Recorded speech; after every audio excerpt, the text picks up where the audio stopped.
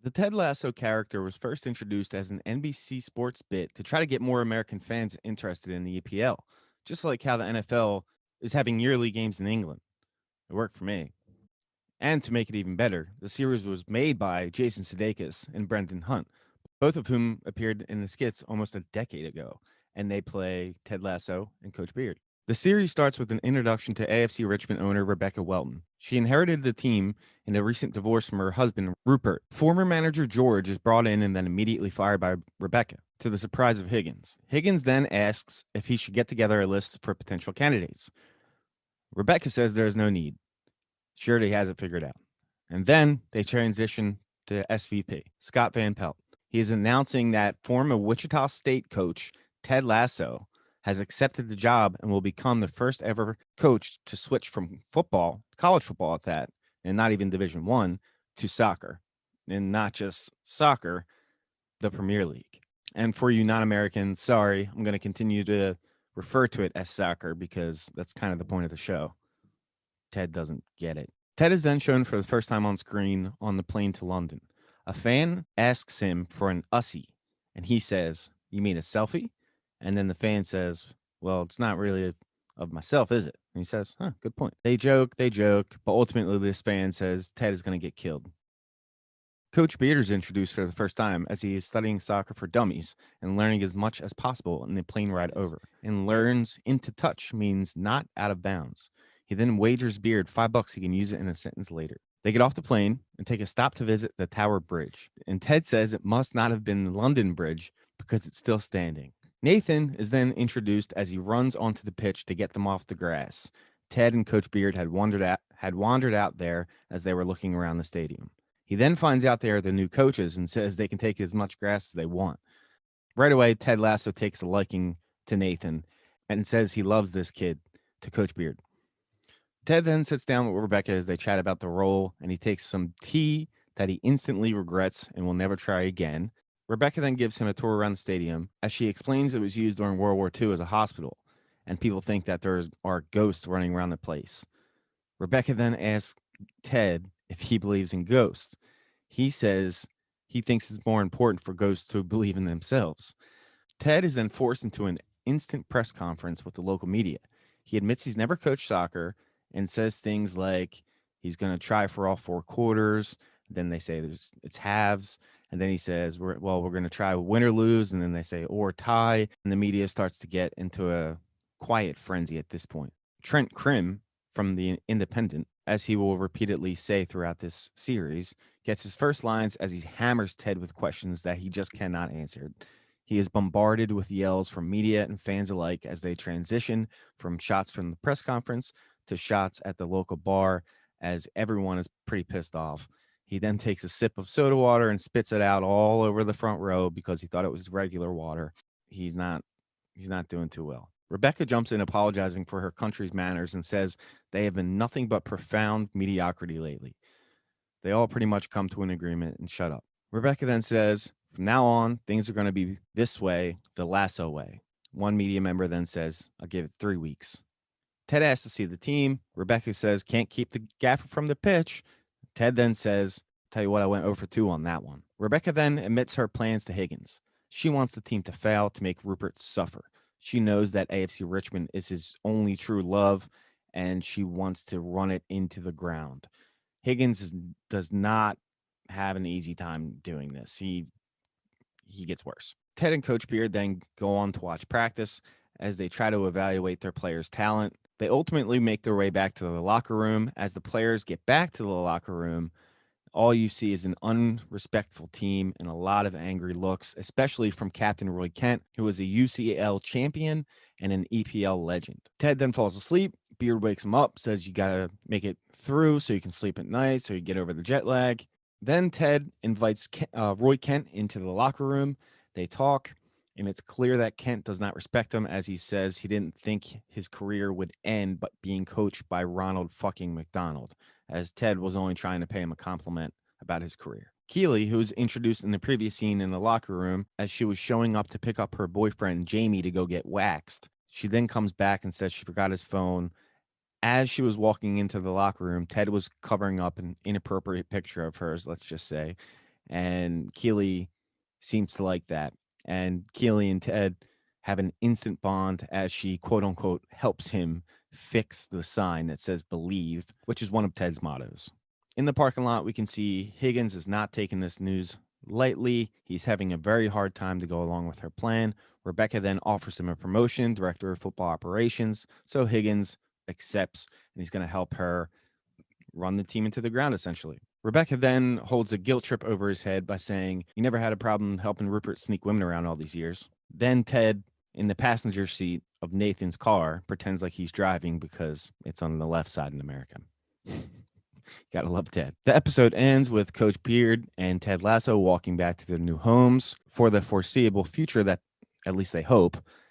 And Coach Beard pays off the $5 bet because Ted used into touch during the press conference in a completely wrong way, but he used the sentence, so he got paid the bet. Ted is shown in his new house, pretty lonely looking.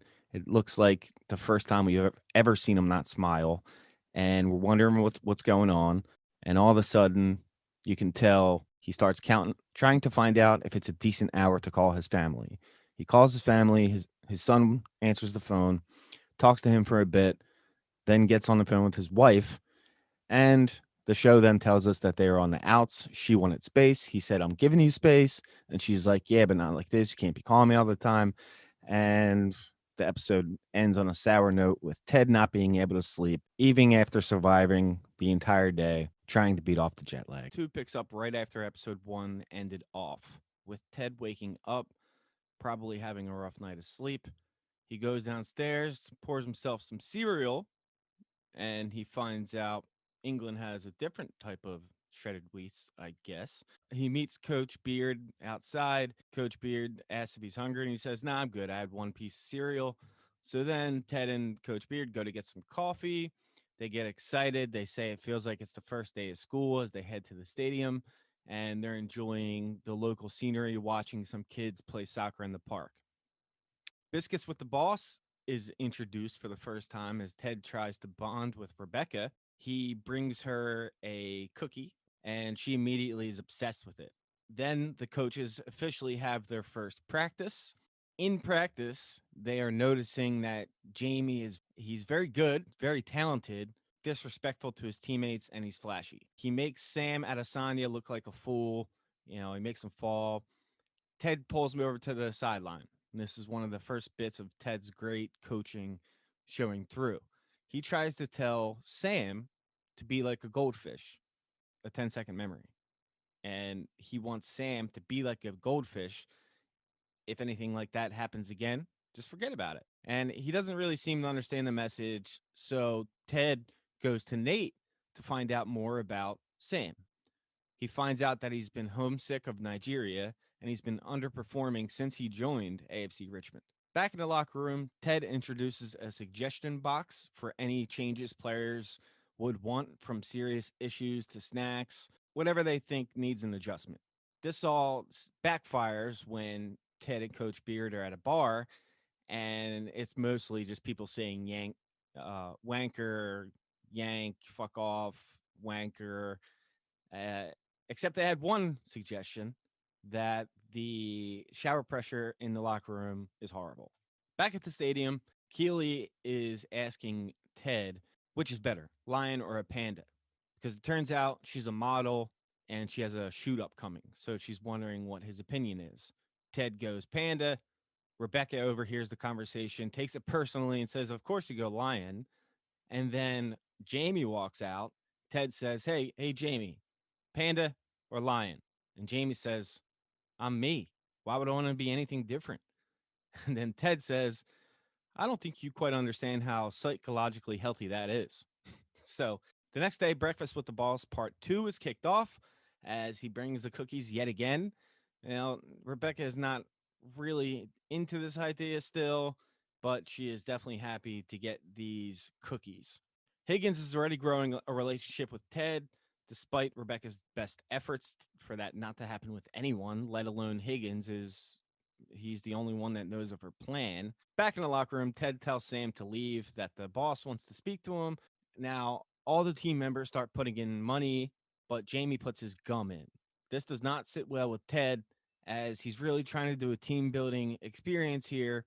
And he could tell that Jamie just has no respect for the team or the coaches or anyone but himself, as he sees Jamie give the wanker sign to him on his way back to his office. Second press conference, it goes definitely a lot better than the first one. He actually remembers some people's names, but then Trent challenges him. He says, "Can you explain offsides?" Ted can't. He comes up with a quippy answer saying, "You can't really explain it, but you know it when you see it." But clearly, he's still way in over his head, but he just knows how to coach, and that's what he believes in. Rebecca then finds out Rupert has been having an affair for much longer than she knew of, from a reporter from The Sun, of course. Ted talks to Rebecca about Jamie Tart. He wants to figure out, how to get to him. He wonders if Rebecca has any advice. Rebecca, of course, has the wrong advice in mind because she wants people not to like Ted. She suggests talking to Keeley, and a plan ignites in her brain. Ted goes over to Keely's shoot. He said, "I'm upset you went with the lion, but whatever. You look great." They have lunch. All that's happening here is Ted Lasso's trying to figure out what motivates Jamie. Keely says BJ's. He says, "All right, what else?" And ultimately, she says positive reinforcement. Then she's making a mess on her face because she's eating in all her makeup. So Ted's kind of feeding her and cleaning her off. But there's a photographer there and he takes a picture. And if you think back to Rebecca, that this is her plan. She's trying to get Jamie to clash with Ted, who's their best player. And she thinks he has the most say in the locker room, even though she doesn't know that Roy Kent really does. She doesn't know the team at this time or the players or what's best for anyone, but this is what's happening at this time. Then we're back ready for the first game that Ted is actually coaching against Crystal Palace, which is funny because a lot of the scenes in this show are shot at Crystal Palace, and it's why their jerseys look so similar. The birthday present and surprise to Sam went well, as he was truly surprised, and all the players and teammates brought in the cake and the presents for him, including items from Nigeria that he is very happy with that can remind him of home. Jamie doesn't like this bonding that's going on. Then the entire Nelson Road Stadium, who are the fans of AFC Richmond, are shouting wanker at Ted Lasso. Nobody respects him. No one's giving him a chance, including the fans that are watching at a bar. Then Ted says to Coach Beard, "Well, we got 90 minutes to win them back." And it turns out they lose 4-1, as we see Roy Kent pissed off with this performance, and he steams off into the shower. In this game, Arlo White, who's a famous commenter, he mentioned that Sam Adesanya played very well. So it turns out that he's starting to turn it around. But they also show the one goal scored was scored by Jamie Tart. It was a meaningless goal when they were already getting crushed, and he celebrated like he just won a World Cup. So Ted pulls Jamie into his office, compliments his skill, but he says he needs to work on being a teammate, and he needs to turn the me into us, and then the sky will truly be the limit for Jamie Tart's potential. Roy notices the water pressure was fixed, and he seems to be a little bit happy with Ted for the first time here. And then the team continues to celebrate Sam's birthday with music and dancing, even though they just lost 4-1. Ted was really encouraging that the team celebrate for Sam because he knows he really needs this at the time. And in his mind, it's only one loss. The more important thing is bonding the team together. Trent Crimm from The Independent was waiting outside. Jamie was the first to leave. That seems like that would happen every week. He asked Jamie how he's taking a loss. At first, he trying to remember what Ted just said to him. He's trying to say it's, I'm more than one guy. It's about a team. But then he gets pissed off and he tells him about the partying going on in the locker room. He doesn't mention that it's for a birthday. He just said they're singing and dancing. It's a complete joke. Then Ted and Beard head home, and Ted speaks to the young lady he noticed playing in the park earlier. She says, "You were rubbish today," but he accepts this criticism because he respects her, because he saw her absolutely crossing people up earlier in the day. She nutmegs someone. She has a lot of skill. So the two begin kicking the ball around. Rebecca then speaks to Higgins about the cameraman she hired, getting Keely and Ted to look like they were on a date. Higgins calls her to say, "Is this really what you want? Do you want us to post this story?" At the same exact moment, she sees a video of Rupert's new flame on TV. She remembers earlier that he'd been cheating on her for so much longer, so she wants to stick to her plan to ruin Rupert's love, which is AFC Richmond. So she decides to leak the pictures. Episode 3 starts with Rebecca waking up before her alarm, looking extremely excited for the day. She rushes into work, sits in her office, opens the paper, and nothing. She can't find anything on the story of Ted and Keely, so her plan did not make the news yet. She immediately calls Higgins, who's having breakfast with his family. She says, "Get in here, shithead." Breakfast with the Boss Part 3 starts, and Rebecca ends it early to try to get Ted out the door ASAP as she is trying to make up a false news story about him, and she clearly doesn't want him around to find that out. Coach Beard and Ted are then looking over the last week's performance, and they both decide it's time to start fresh with the game plan that does not involve getting the ball to Jamie and hoping that they score. Nate walks in, and he actually has a suggestion. He never thought that they'd ask his opinion, but he's ready. He has many plays written down on pieces of paper in his pocket, and they go through one that they like, which involves Jamie being a decoy, and they agree to try it out on the pitch. Then Keely finds out about the photo, so she tells Ted. She says they're being framed to make it look like they are together. Her friend at the paper gave her 1 day to deal with it. So the two walk in and tell Rebecca, saying the Sun will run it tomorrow. Rebecca looks shocked, and she says, "Don't worry, I know the owner of the Sun, and I'll have it taken down." When they leave, Rebecca is now worried that they can trace the picture back to her. On the practice field, Nate's play is run, and it works beautifully. Jamie looks pissed because the ball does not go through him, and he's being used as a decoy, but the play works, so they're going to use it. Teammates in the locker room are picking on Nate, and Roy looks really pissed off.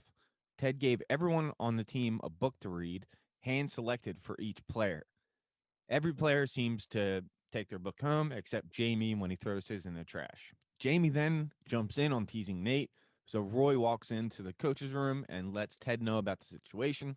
Ted says he's aware of this and he's not going to do anything about it because it's only going to make matters worse for Nate if the coach is the one that steps in. Roy walks out pissed, saying, "So you're not going to do anything about it?" He's like, "Nope."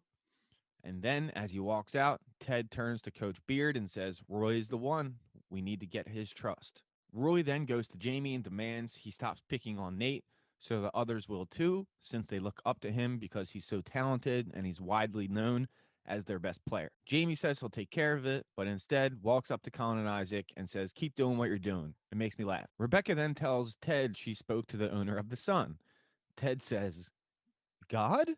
And she says, "No, the newspaper." And they're not going to run the story in exchange if the Independent, another newspaper they own, will do a one on one with Ted. Trent joins Ted on the sidelines to watch practice as Sam keeps improving. Jamie is complaining about this new play on the pitch, but Roy takes Ted's side and says it's going to work. And Ted tells Crimm that the play was actually Nate's idea. In the locker room, Colin and Isaac start messing with Nate again, and Roy asks them if Jamie talked to them about leaving him alone. Roy storms out looking for Jamie, but he finds Keely. The two seem to have a mutual liking right off the bat. Trent then asks Ted about the party for Sam after their losing performance to Crystal Palace, and he says he never cared about wins and losses. Trent doesn't seem to understand this at the time, but he will later, as Trent is then invited to an event where Ted is supposed to go speak to school children who have just won a championship. Keely goes to see Rebecca and they talk about the report. Also, Keely is noticing how upset Rebecca is about Rupert getting away with all his wrongdoings, and Rebecca is being killed in the media for the way she is running the team. You can tell that Rebecca and Keely are starting to form a friendship. Ted and Trent visit the local school children, and Ted is immediately called a wanker. He congrats the school children on their championship winning season, and then he surprises the class with Roy Kent, and the whole class kind of loses their mind. He says, "Let's not talk. Let's just go outside and kick the ball around." Roy then goes up to Ted and says, "The only reason I'm here is because my niece goes to school here." And his niece actually ends up kicking Ted in the face with the football, and everyone laughs about it. Roy goes up to Ted and says, "I'm done with your mind games." And he won't go along with them. And he's counting down the days till he's gone. Trent and Ted then go for Indian food from a previous Uber driver. He was actually the one who picked him up from the airport and showed him around London before getting to the stadium. He asked for the special, and it's really hot Indian food. Immediately, Trent Crimm says, I can't eat this. And Ted is obviously struggling too, but he wants to eat all of Trent's food as well because he doesn't want them to feel bad. As Ted is stuffing his face with hot food, Trent asked him why he would leave Kansas to coach soccer, calling him irresponsible and how trying to let him know how much it means to the town. Ted then stops and he says, Trent, what do you love? Trent says writing. Ted says, I love coaching. And what I said earlier about wins and losses, I really meant that. I don't only care about that, but I care about helping each player become the best version of themselves on and off the field. It's important to have someone believe in you. Trent is visibly impressed about how nice Ted is, and then Trent leaves, but Ted stays more to eat to eat more spicy food even though he can't fathom any more heat. Roy is then shown reading the book A Wrinkle in Time, which Ted Lasso gave to him, to his niece. He seems to understand why Ted gave him that specific book as he slams it. The Trent Crimm article came out, and he did say that Ted is way over his head and he doesn't know soccer. But he says if the Lasso way is wrong, it's hard to imagine being right. In a business full of people that celebrate egos, Ted reins his in. Roy then confronts Jamie about his goons who mess with Nate, all driven by him reading A Wrinkle in Time, so Ted's plan is starting to work. The episode then ends with Trent Crimm saying he can't help root for Ted Lasso, and Rebecca looks pissed off that her plan has backfired for now.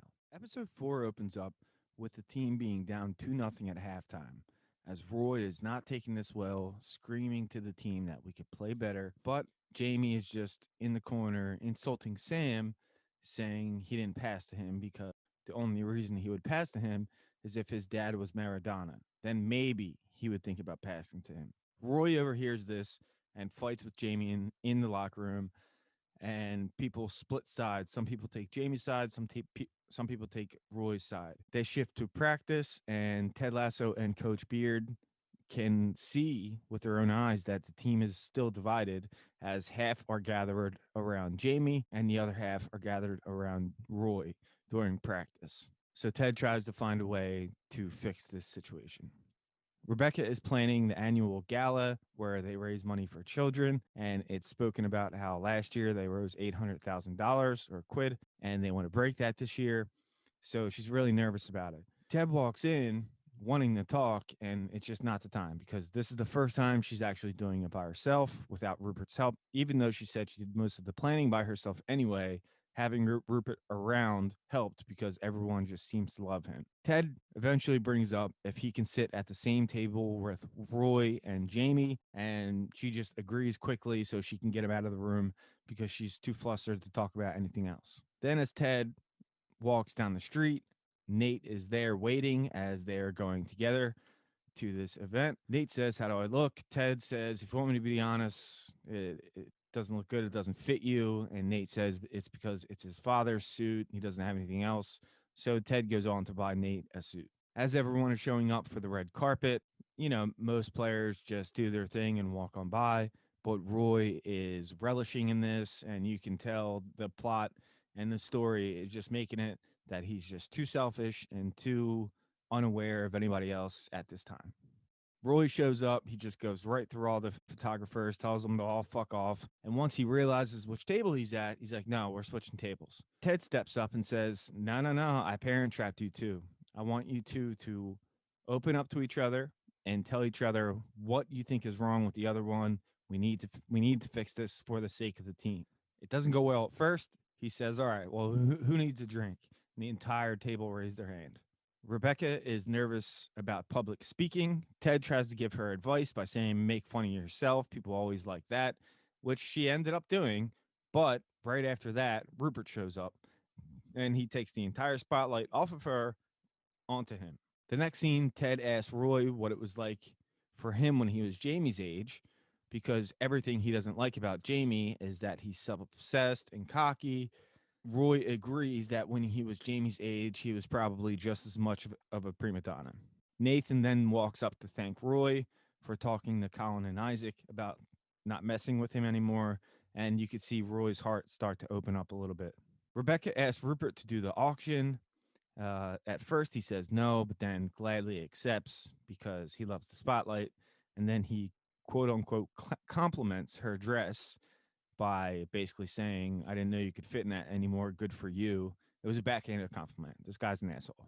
The auction starts, and Keeley wins the auction for Jamie over an older woman and another good looking woman.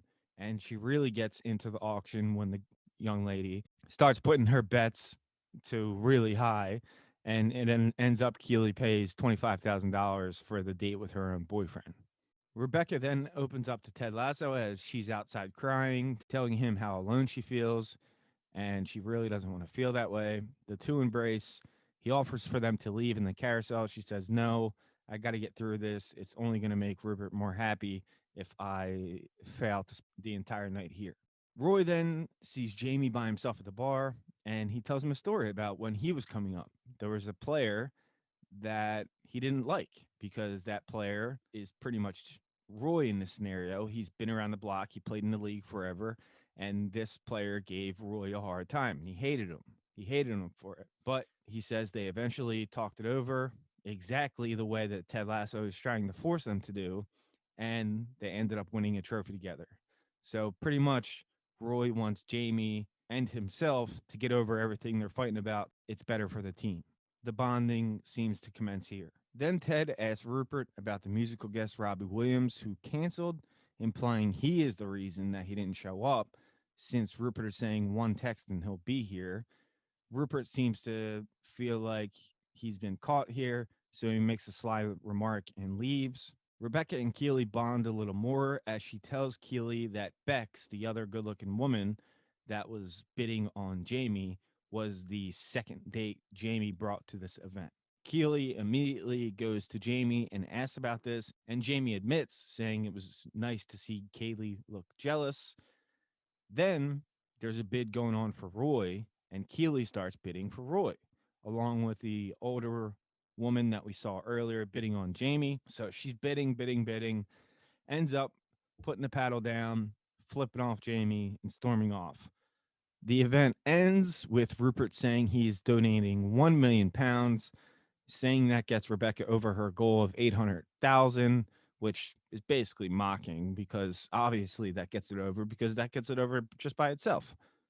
And he says it's for the children to Rebecca in a mockingly manner. This guy just wants to make her hurt. That's all he wants, which now we can start to see Rebecca's side on why she wants the team to tank because that's what he really loves. Ted Lasso and Higgins show up with the man on the street that Ted saw earlier, saying that he's a great undiscovered artist and he'll take care of everything since he doesn't want Rupert to call Robbie Williams because he knows he's the reason that Robbie Williams didn't show up in the first place. Whose name is Cam, ends up being a complete rock star. He rocks the place and everyone dances outside of Jamie. And then Ted comforts Rebecca about Rupert, telling Rebecca that maybe not everyone sees him for the way he is, but Ted does. Then Keeley apologizes about bringing Roy into their fights. After this, she officially breaks up with Jamie, takes 2 bottles of alcohol, and leaves the party. As soon as she walks outside, she sees Rebecca standing there. She asks Rebecca if she wants to get shit faced drunk. She agrees, and then the two get on one of the carriages that Ted offered earlier, and they're just going around the city, bonding, getting completely drunk, and this is where a new friendship is formed. Episode 5 opens up with Higgins arriving to the field along with his entire family because one of their cars is not working. Ted walks by, he says hi to the family, but he slams his head on the door because he keeps checking on his family flight because his wife and son will be showing up today. Rebecca then talks to Ted about it, and Ted says his sharing of feelings and his constant optimism is too much for his wife, and she needed space, so that's how he ended up here. Then Keeley shows up to Jamie's house, and he already has a new woman over, and she drops the keys and leaves. In training, once again, Jamie won't pass to Sam, and he shoots the ball, which would have went in, but Ted Lasso catches it, saying he has to learn how to pass. Feeling like they've gone over this many times already. Ted tells the whole team that they need extra passes, but right as he's saying that, he says, Practice is canceled because his wife and kid show up and he runs the entire length of the pitch to them. Then Rebecca walks in on a branding deal. Keely is working for Jamie. She says, I thought you two broke up. She goes, doesn't mean I can't run a marketing campaign for him. So Rebecca offers Keely a job for brand marketing. She said she'll think it over and get back to her. Ted takes his family to the local bar that he often visits, even though most of the people in there just call him wankers. And his son goes to play darts and hits the one gentleman in the arm. So they leave. Roy and Keely then talk about Jamie as she tells Roy that they broke up. Then Ted is back at his house building a Lego double decker tour bus with his son. His wife joins in to help, and they all seem very happy at the moment. He then realizes his wife is crying, and she admits she doesn't feel the same way anymore, but says she'll keep trying. Then they ask Ted why he went 4,438 miles away if he wanted to truly work on his marriage. Ted said anything he would do would backfire, so he gave her that 4,438 miles of space. Higgins then joins in and tries to help, which will later form a group name for this team. The next game is starting, and keep in mind that Ted's family is here for this game. Richmond are down 2-0 just after 2 minutes. And prior to this, Jamie was in the locker room taking selfies. He has a fight with Ted, and his son walks in. He says the next score won't be just for himself, but also for his son. Richmond are down 2-0 after just 2 minutes, and then Jamie Tart scores an incredible solo goal, and Sally's like crazy, screaming, "Me," pointing to the back of his shirt. Sam Abasanya is hurt, and Jamie steps over him. Roy freaks out, says, "Show respect to your teammate," and he turns Sam around, like literally pushes him over, and this sets Roy off. Roy and Jamie get into a scrap, and Jamie ends up getting a yellow card from fighting his own teammate. Just after this, Jamie scores a second goal to tie it and celebrates like crazy again without his teammates. Ted decides to run up to Rebecca, who's in the owner's box, to ask if he's allowed to take out Jamie. She says, "You're the manager, do whatever you want." No one likes this move at all. Jamie won't shake Ted's hand, but then Roy demands everyone listen to Ted. He explains they are broken and need to change, and this is the first time all players take to his message, embracing change, so that everyone in their life can move on with theirs. He's starting to mix up his speech with his problems with his divorce, but then he switches Sam to midfield and tells everyone to listen to Coach Beard on the new changes for the rest of the game. Late in the game, Roy Kent is on a breakaway. He's clear off. He has an easy shot, but he decides to make the extra pass to Sam. So he listened to the coaching of Ted, and Sam scores an easy tap in goal as they win their first game with Ted as coach. Roy then compliments Ted on his coaching move as the home crowd chant "wanker," but in a different way, not in a way of disrespect, but in a way of approval. Ted lifts his son to wave to the crowd, and then Rebecca is worried that her plan will indeed backfire. Ted then says goodbye to his wife. He knows it's over. Ted tells his wife he wouldn't change a single thing. If there was something he could do to make her happy, he'd do it, but he can't. He tells her it's okay and that he's going to be okay, and he begins crying knowing that this is the end. He says goodbye to his son while holding back his tears. He then sits on a bench as Coach Beard brings him a beer, and they're both complimented by a local fan who was talking shit on them prior in the day. Before I get started with this week's recap, rewatching this series has made me realize how really thoughtful and heart provoking this show really could be. You know, if you listen to the podcast, I always used to call it, visual antidepressant, but they really do show multiple people going through things. So if you're going through something, make sure to reach out. Okay. Now, episode 6 begins when Ted wakes up sad and he realizes that his marriage is over, and he finally takes off his wedding ring. He shows up to his office and he starts rambling putting his shirt on backwards, just not making any sense. And then Beard tells Nate it's because of his now ex, Michelle. Ted asks Nate to play in practice, and Beard says to Nate he is not okay right now.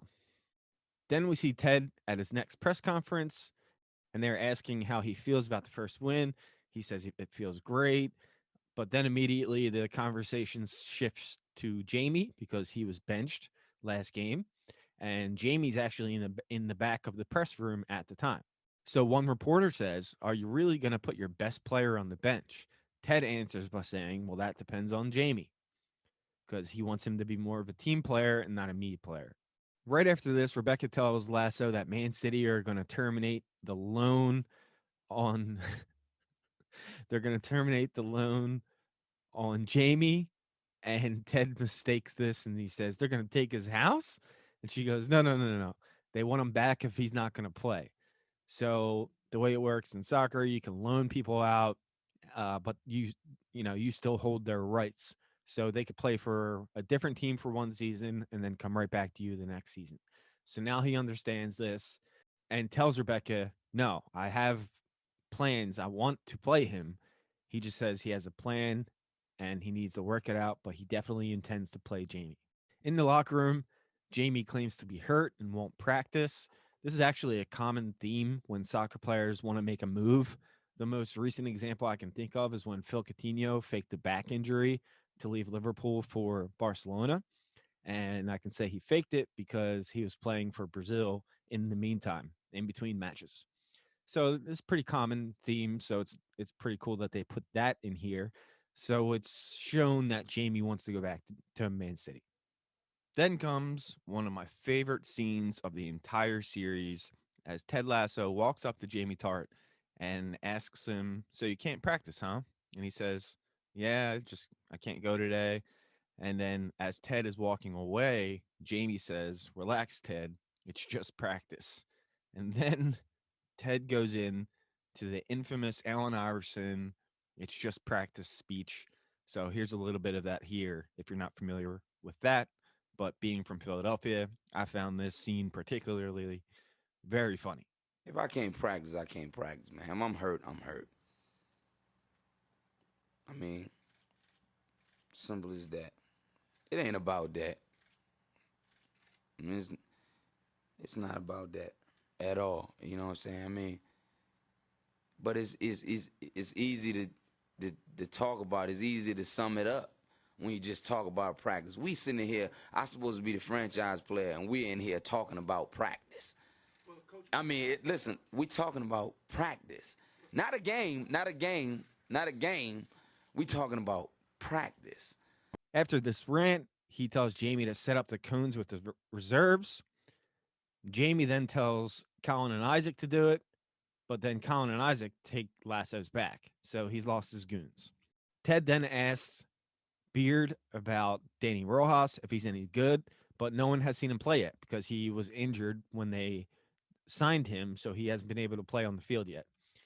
But here comes Danny Rojas, everybody's new favorite character, running and screaming Danny Rojas, and football is life all around the field. He ends up being really good, and he had a great play with Sam to score a volley on a give and go. Keely then starts the job with Rebecca.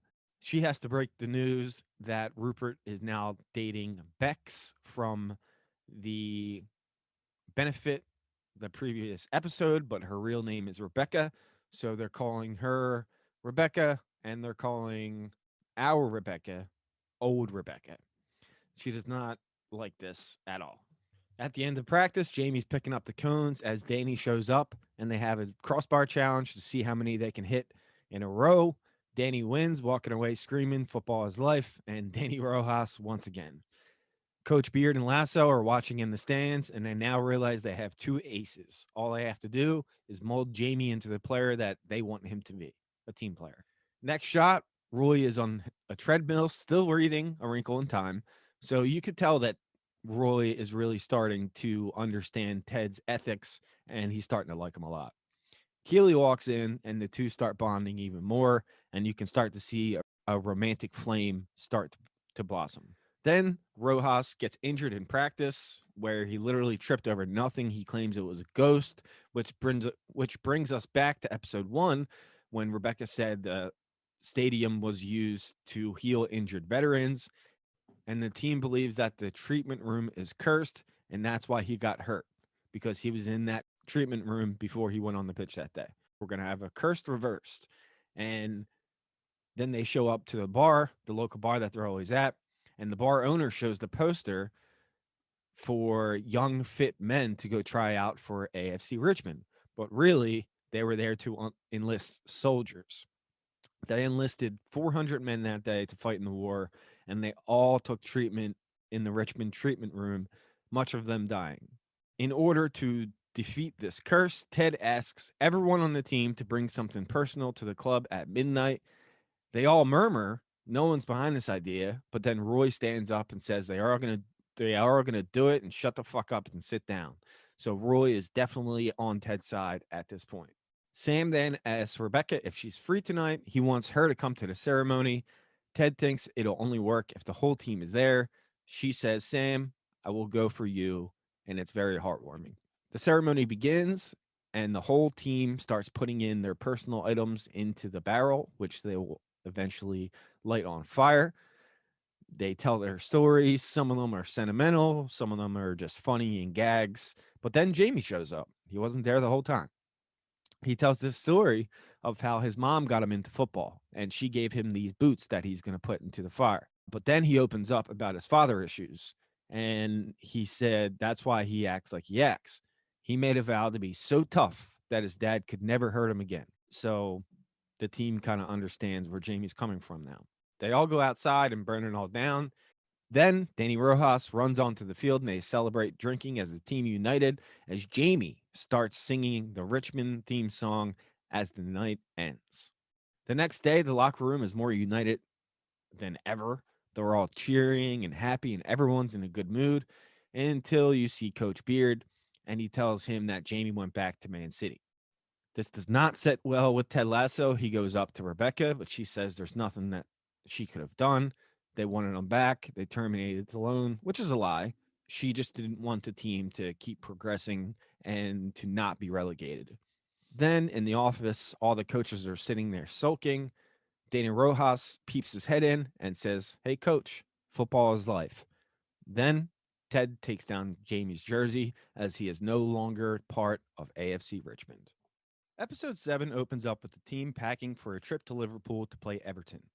Rebecca and Keely are bonding more and more every day, and you can see that show in this episode because they're taking the flight together to Liverpool as she tells Higgins he needs to stay back this weekend, as you know, she was pretty pissed off about the team bonding, so that's why she got rid of Jamie. But then they go back to the locker room, and Ted notices the team is not in the highest of spirits.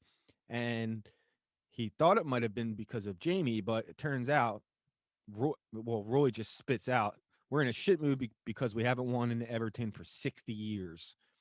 So they're a little nervous about the match. Then on the way to the team bus, a reporter asked Ted how he feels about Jamie leaving. He's honest. He says, tell you the truth, it breaks my heart a little bit. And he wishes him all the best. And he's as respectful as he could be because he really was getting to him and it really did hurt his feelings. As they arrive to Liverpool, Rebecca tells Keely it's the first anniversary while being divorced from Rupert. So she's pretty upset, and her friend Sassy's going to come over. So Sassy shows up, and the three bond right away. They're like the three amigos right off the bat, having fun. And Sassy's the type that really knows Rebecca deep down. And she says that you haven't even really met the real Rebecca yet because she still has her guard up from losing Rupert. Then they show Ted asking Nate his opinion for the game, but he's too nervous and he runs off. He doesn't tell Ted his plan. Then back with Sassy and the crew, she gets the ball rolling with the waiter, trying to set Rebecca up with the waiter as the two keep matching eyes. Sassy then meets Ted and is immediately attracted to him. Then upstairs in Ted's hotel suite, he is drinking away his sorrows while signing his divorce papers. Nate tried slipping notes under his door for his thoughts on the game, but Ted actually loses his mind and tells him to leave because he's in a really tough spot right now and he's very upset about signing these papers. Next morning, Ted immediately apologizes to Nate and he says his notes are great, but he wants Nate to give the pregame talk. He starts calling out each player individually about their mistakes to try to get them to play together, gaining confidence along the way. When he gets to Roy, Roy stands up. Roy gets right in his face. He says, "Go on, say it to my face." Well, he says it to his face. He says, "Anger is your superpower, Roy, and that's what made you one of the best midfielders in the history of the English Premier League." And the anger is gone. Right after this, Roy flips a bench that was bolted down to the ground and says, "Let's go get these fuckers." And Richmond win 1-0. And who scored the goal? Roy Kent. And the team erupts and they said they have to go out and celebrate.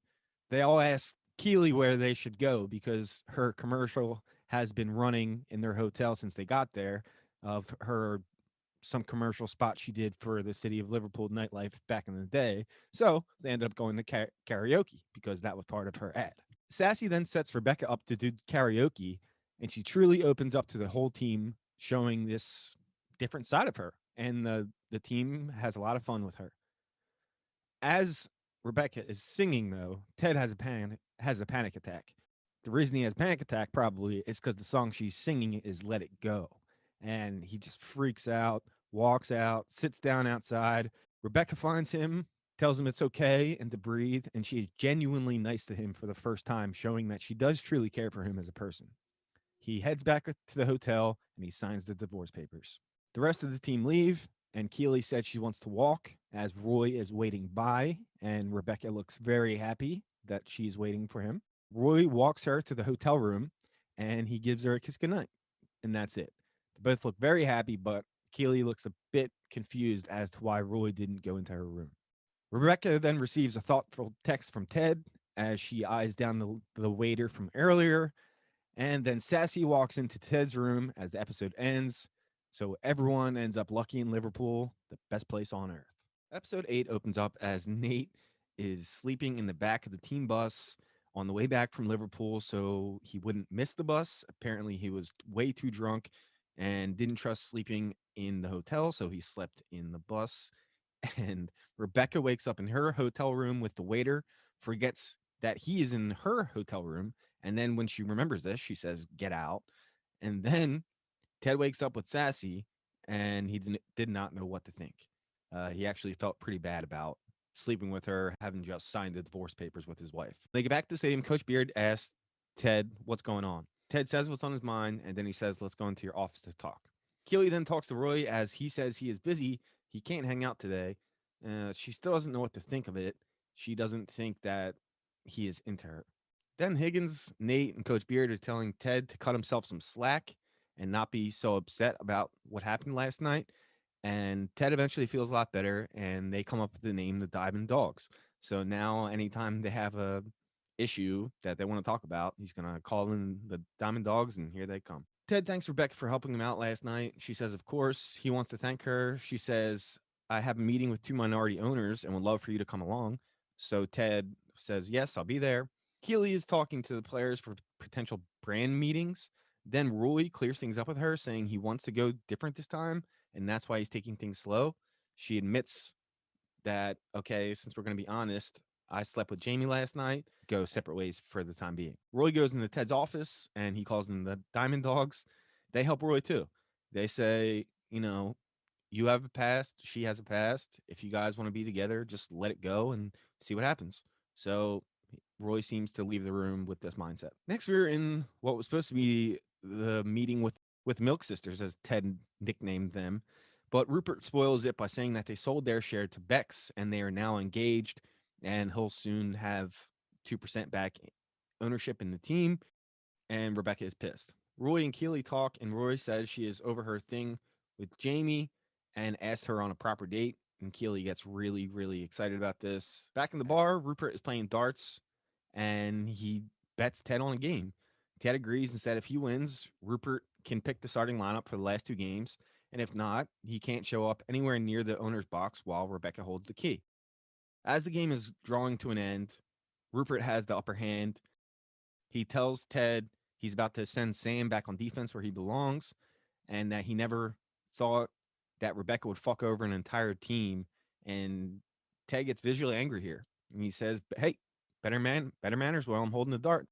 He tells him the story about how guys have underestimated him his entire life and how he saw this quote from Walt Whitman, be curious, not judgmental. And he says, if you would have asked me if I played darts, I would have told you the truth that I played every Sunday with my father till he passed away.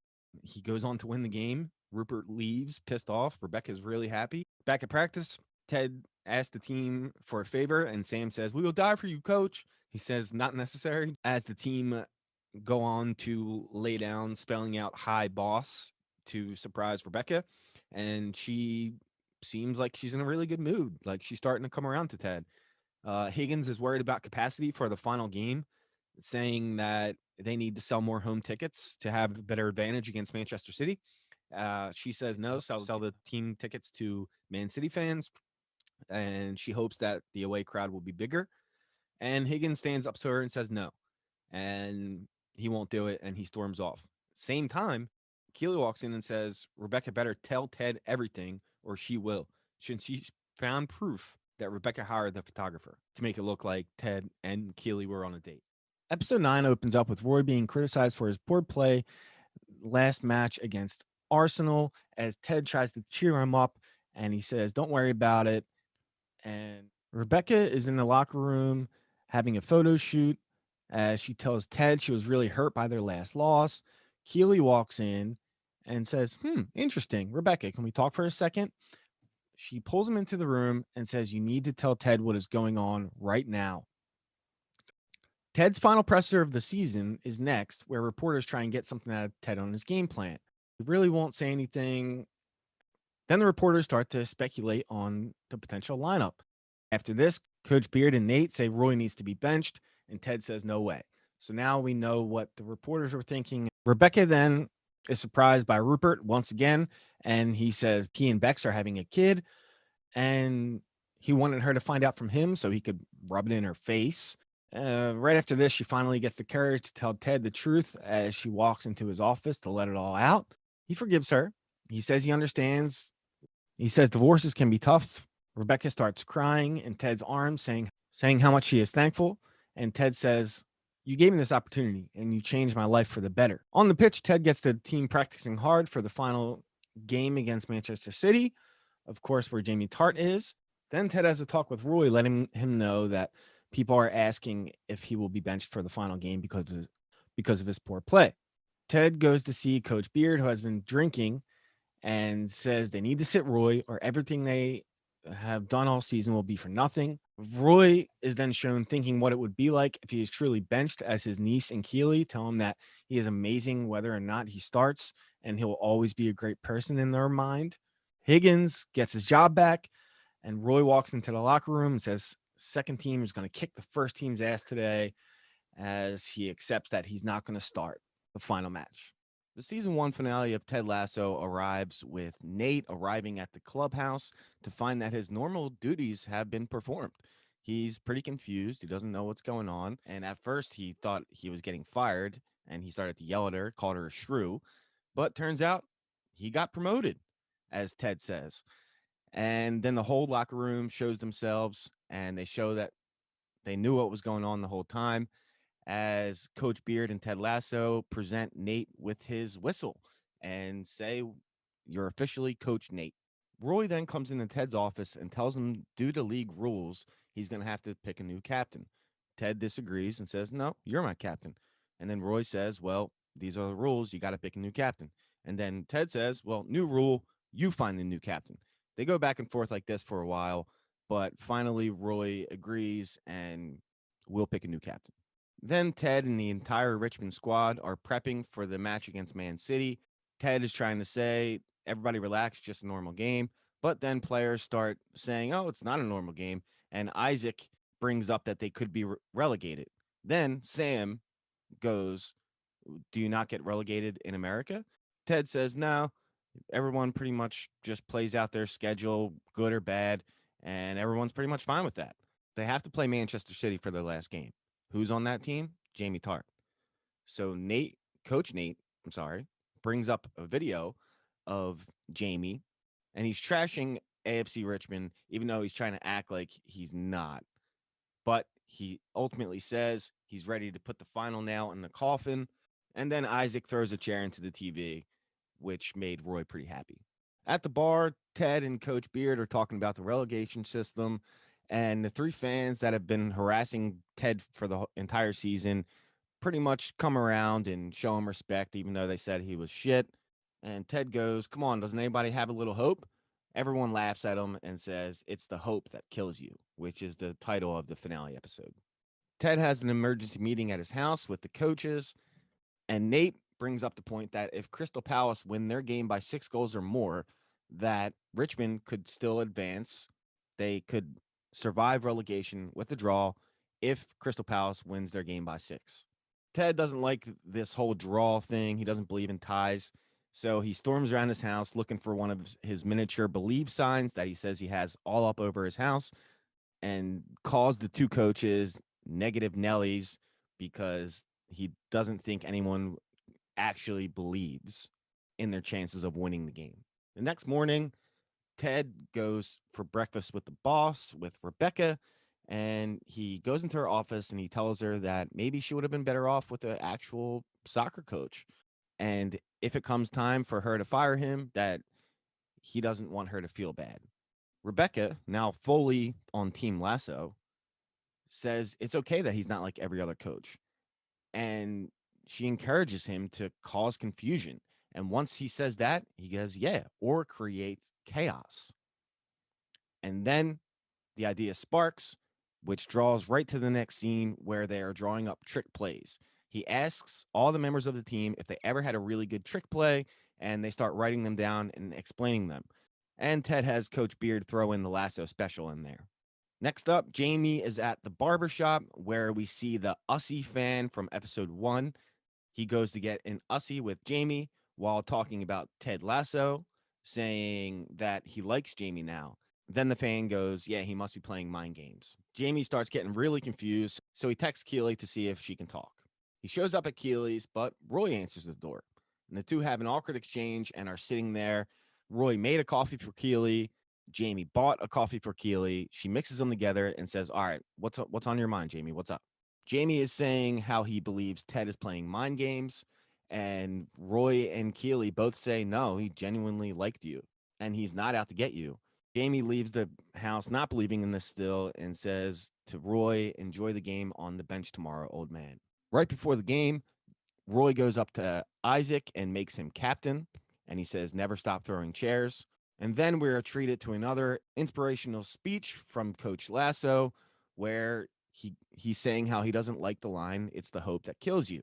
And now, being from America, I'm not familiar with this line, but all the players in the locker room seem to nod that they've heard this line before.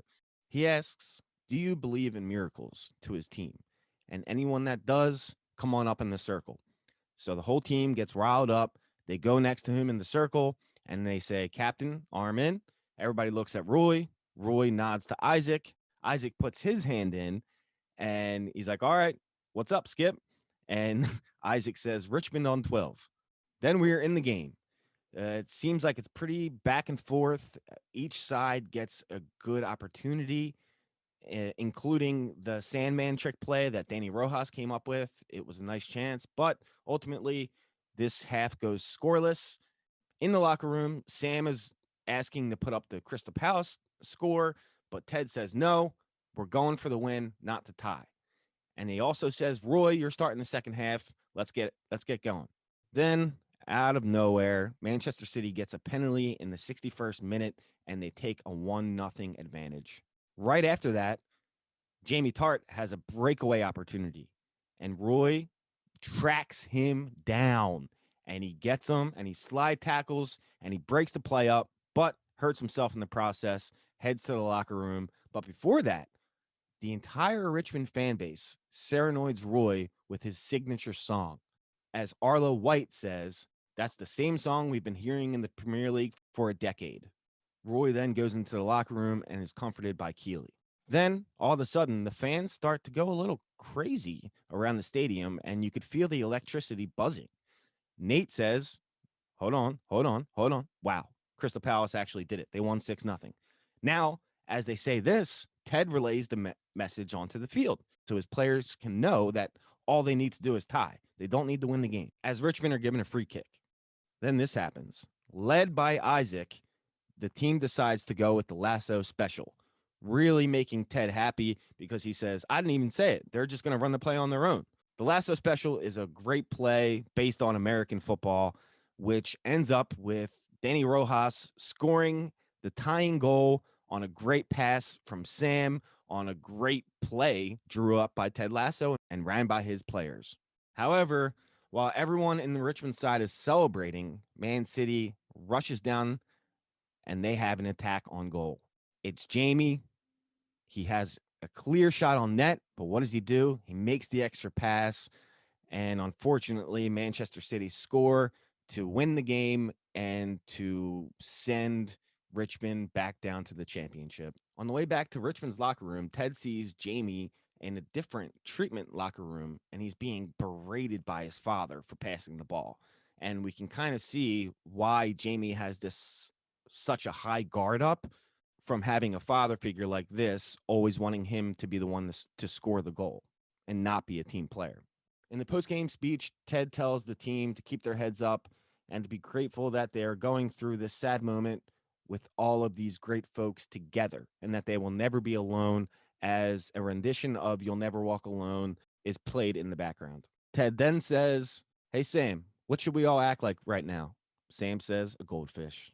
As Jamie is heading towards his team bus to go back to Manchester, Coach Beard tracks him down and hands him a letter or a note from Ted Lasso that Jamie thinks is a love letter, but he opens it up and it says, way to make that extra pass, Ted.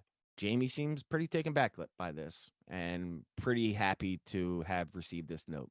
And now he knows it wasn't mind games all along, that Ted does truly care for him. He also gave him one of his army figures to be his defense because he knows what he's going through with his father now. Then as Higgins is exiting Rebecca's office so that Rebecca and Ted can speak, Ted figures he's getting fired, so he says, I'll save you the trouble and I'll just quit. But then Rebecca says, Ted, you're not going anywhere. Otherwise, how can we prepare for next season? Ted gets really excited and ends up spitting his bubble water all over Rebecca's face as the season ends. But Season 2 kicks off a few weeks into the season. AFC Richmond is about to win their first game. They have a penalty kick, and none other than Danny Rojas is about to take it. But as he strikes the ball, their mascot, Earl Greyhound, gets loose. He jumps in front of the net and gets struck by the ball and killed. And man, it is a big buzzkill. Dead dogs aren't really good for business, and the video's kind of going viral, which is putting Rebecca in a little bit of a tizzy. Ted, though, is handling it great. The media is actually asking about the games and when do you hit the panic button because they've had so many ties. But leave it to Trent Crimm from The Independent to ask Ted if he has any comments on Danny killing the dog. Ted tells him that he hasn't spoken to Danny, but he hopes that Danny isn't taking it too hard, which he is. He's an inconsolable mess. But Ted then tells a touching story about his connection with dogs, how he was scared of dogs for a while until he got to take care of one from a neighbor who wasn't doing well. After the press conference, Ted goes and sees just how bad of a state Danny is in. When he tells Danny, don't forget, man, football is life. Danny just looks at him and says, it used to be. He then tells the team to just be a goldfish, forget your mistakes, reconvene in the morning. But one of their newer players, Jan, who is Dutch, turns to one of the players and says, why would I forget what I did? You're the only one who played poorly. And Sam has to point out that Jan isn't being rude, he's just Dutch. The coaching staff then goes and has a post-game meeting, and Ted gets a text from his son who is wearing a bunch of ties, making light of the fact that all AFC Richmond does now is tie. Ted feels like this is the sports gods punishing him for wanting a tie at the end of the last season. And Nate points out that the team is playing well, they're just a little bit unlucky. But Ted and Beard have another name for unlucky, it's the New York Jets. The new Nate then interrupts the meeting and says, hey, can I leave early? It's my mom's 50th birthday. Which isn't a problem for Ted, but it is a problem for Nate. He kind of gives Will a hard time about this, and then turns to Ted after Ted tells him, yeah, well, it's fine, you can leave, and says, you can't be too easy on them. The next morning, Ted goes to meet with Rebecca, Higgins, and Keeley, and he tells them that Danny will bounce back. But because of what Danny did, Rebecca now feels guilty, so she's become a benefactor of a dog shelter. A really big benefactor. Higgins then heads out, and Rebecca starts freaking out because she got a text message from a guy that she's talking to. and her and Keely start geeking out over the fact that this guy texted her back. Ted tries to get filled in, but they just shush him. They give Ted the bare minimum details, and then Rebecca asks Keely if her and Roy would be up for a double date next week, which Keely says, yeah, absolutely. Ted then asks Keely, did Roy come to the game? And Keely says, no, he didn't. And Ted lets her know that Roy always has a ticket if he wants one, but Roy's actually busy coaching the youth of England. And in pure Roy Kent fashion, he's using the Queen's English. Very inappropriate, telling them how they played like a bunch of little pricks. Gets to the point where one of the mothers actually has to tell him, you can't talk like that even when they are being little pricks. Later, after one of his practices, Keely informs him that he's going to have to go on a double date with Rebecca and her new guy next week, and that doesn't really sit well with Roy, but he agrees to do it anyway. Keely then asks Roy, once the season's over, you're going to have more time to see friends, right? And Roy says, I see friends all the time. I have my yoga moms. And Keely asks him, well, don't you ever want anything more than just sitting in a yoga pose and getting buzzed on rosé, talking about reality TV? And the answer is no. Roy loves the fact that these women know nothing about him. She then tells him that Sky Sports reached out about an analyst deal, but Roy doesn't want to do that. And one of the issues is Keely thinks it's a good idea. And Roy tells her, the last time I did one of your good ideas, I made a fool of myself. It was my retirement press conference, and I looked like an idiot. She once again tells him, I think you'd be an amazing football analyst. But for the time being, Roy Kent is perfectly happy just chilling in his yoga moms group and coaching kids under the age of 10. The next day when Ted brings Rebecca her biscuits, she's a little disappointed to see Ted because she really wanted to see Keely. She wanted to talk more to Keely about what she's going through with this relationship. And Ted says, well, look, I understand. I mean, I want to be Keely every day too, but let me take a crack at it. And Rebecca's a little surprised, but she's willing to give it a chance. So Rebecca fills Ted in on the guy that she's talking to, a guy named John. And Rebecca starts describing the guy, and he sounds great. And Ted says, I'm confused. Is there a problem? And Rebecca kind of looks at the ceiling and says, yeah, I guess not. He then heads off to practice and sees if Danny Rojas is bounced back, and unfortunately, Danny is not.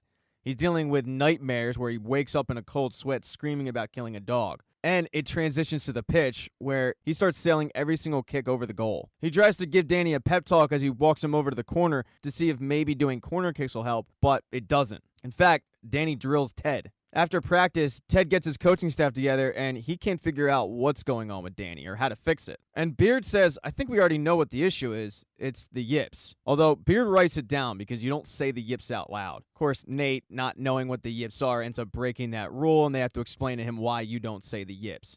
It's like saying Voldemort. Higgins then brings up the idea of what about therapy? Getting this guy to see a sports psychologist. Maybe that'll work. And at this point, Ted's ready to try anything, so he tells Higgins, yeah, go ahead, do it. That night, though, Ted and Beard go out for food, and he tells Beard that he can't quite figure out why, but the idea of bringing in somebody from the outside, the therapist, to try to help Danny, it doesn't really sit right with Ted. He thinks that it has something to do with the fact that he doesn't really trust therapists after what happened with his marriage, and how they did go to therapy, and it didn't help. Beard reminds him to not judge a book by its cover, and everybody's different. But as Ted and Beard were talking over dinner, that's not the only dinner that was going down that night, because that was the big double date night. And as Rebecca introduces Keely and Roy to her new guy, John, you can tell that Roy wants nothing to do with this guy. Part of the reason why is because he knows who Roy is. But Roy also feels like this guy is a tallywhacker. And when the date ends, Rebecca heads on over to Roy and Keely to see what they think. And Keely's playing it PC, saying he's a really nice guy. And finally, Roy just cuts the BS and says, he's fine. That's it. And that's all right because most people are fine. But it's not about him. It's about you and why you think that he deserves you. Because, Rebecca, you deserve someone that makes you feel like you've been struck by lightning. Don't you dare settle for fine. And that's pretty eye-opening for Rebecca. The next day, when she meets with John, she realizes that Roy might have been right. There's not really a spark going on. This guy really doesn't do it for her. And during this coffee, she realized that she needs to be brave enough to let somebody wonderful love her without fear of being hurt. She then breaks up with John. The next day, though, as Ted is sitting in the facility just having fun with his coaching staff, Higgins brings in the therapist, Dr. Fieldstone. And she doesn't really play into Ted's personality much. She gets to the whole reason why she's here, Danny Rojas, and has Ted fill her in on what's going on with him. She's speaking about how this can be fixed, and Ted says, you're pretty confident you can fix Danny then, right? And she asks him, are you good at your job?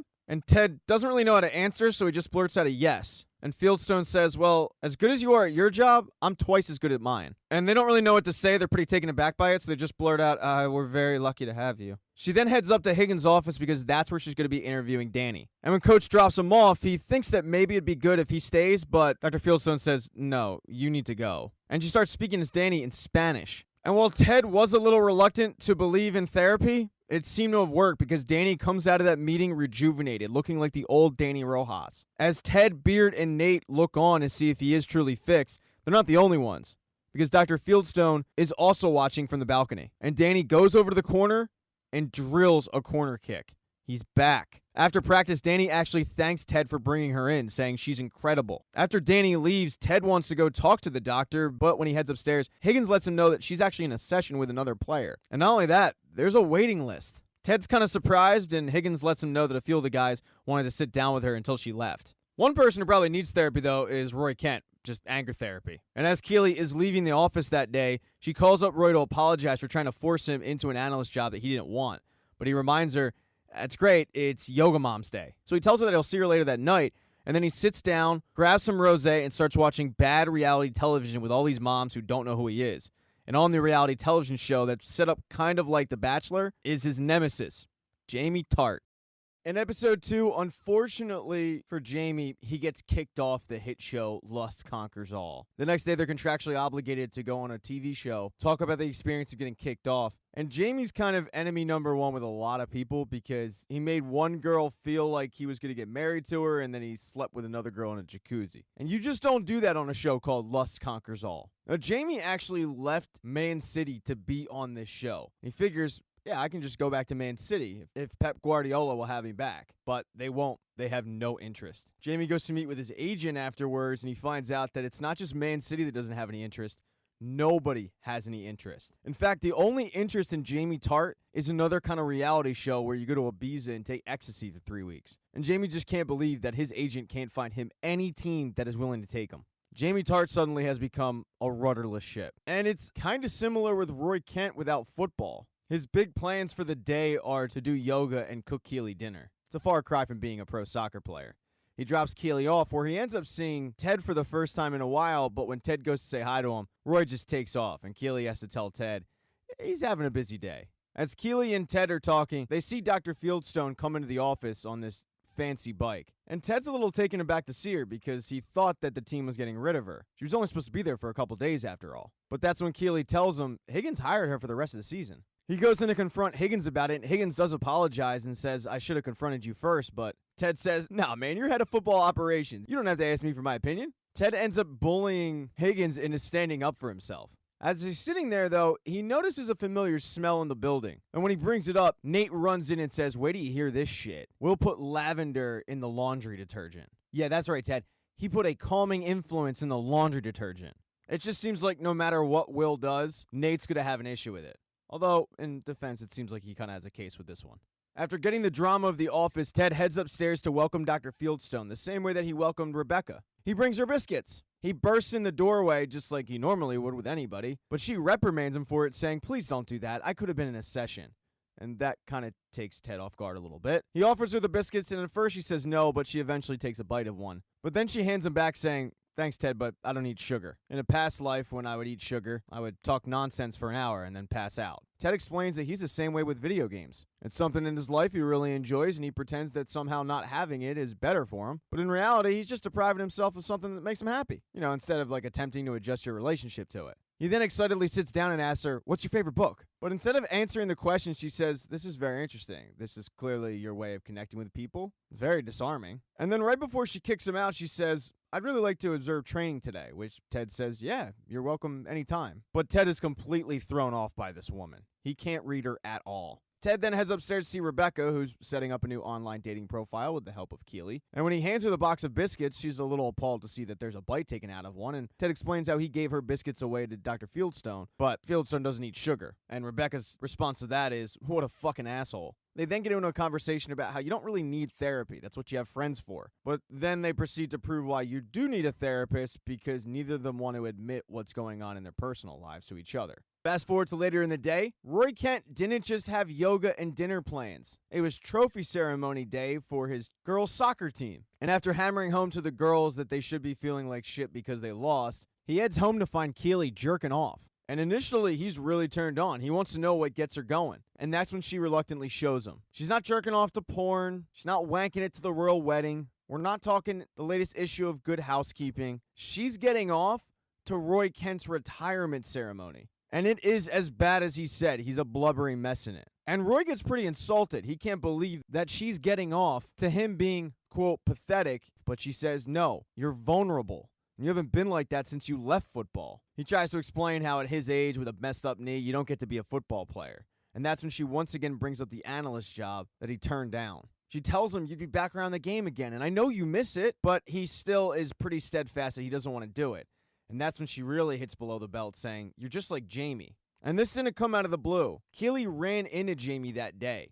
Jamie had nowhere else to go. He needed to talk to somebody about what was going on in his career, and Keely was always really good at listening. So he hunted her down in a coffee shop, and the two chatted it up. And it turns out that with nowhere else to go, Jamie wants to come back to Richmond. Keely explains that while Jamie is really lost, at least he's trying to find his way back to the game. Roy, he's content with yoga moms. Eventually, he reluctantly gives in. He will do one episode on the analyst role, but when it doesn't work out, he vows to hire a bunch of little kids to follow her around for eternity and scream, told you so, told you so, told you so. That's a trade-off that she's willing to make. As Keely and Roy were negotiating, Ted is sitting alone in the pub having dinner when the other lost soccer player, Jamie Tart, walks in. Ted invites him to sit down and says, what can I help you with? And that's when Jamie asks, what are the odds of me coming back and playing with Richmond? And Ted explains, Jamie, you burned a lot of bridges over there.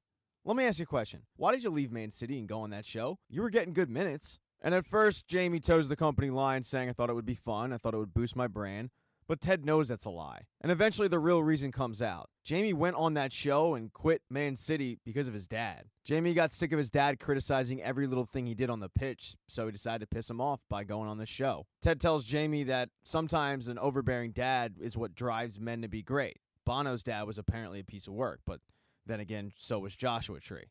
When there's a little bit of awkward silence, Jamie once again asks him, so what do you say? Can I come back? And Ted turns to him and tells him, Jamie, you're an amazing player, but I just don't think it's a good idea. The problem is, though, unbeknownst to Ted, the supporters down in the bar ended up taking pictures of the encounter. The pictures end up hitting social media, so when the Richmond players show up the next morning, they assume that Jamie's coming back on the team. And as Ted told Jamie, he burned a lot of bridges, so that doesn't sit well with the players. When Ted comes out on the pitch, Beard lets him know that it's a little contentious today. As if Ted wasn't already stressed out because Fieldstone is right behind him watching his every move. When he tries to correct Sam on his passing, Sam ends up flipping out at him, initially telling him he could do better, but then storming off the pitch. Ted has to go chasing after him, but before he enters the locker room, he makes sure to let Fieldstone know he's not usually like this. He finally catches up to Sam and says, all right, man, what is it? It's pretty clear that you have something going on. And after some prodding, Sam says, I can't believe you're bringing Jamie back to the team.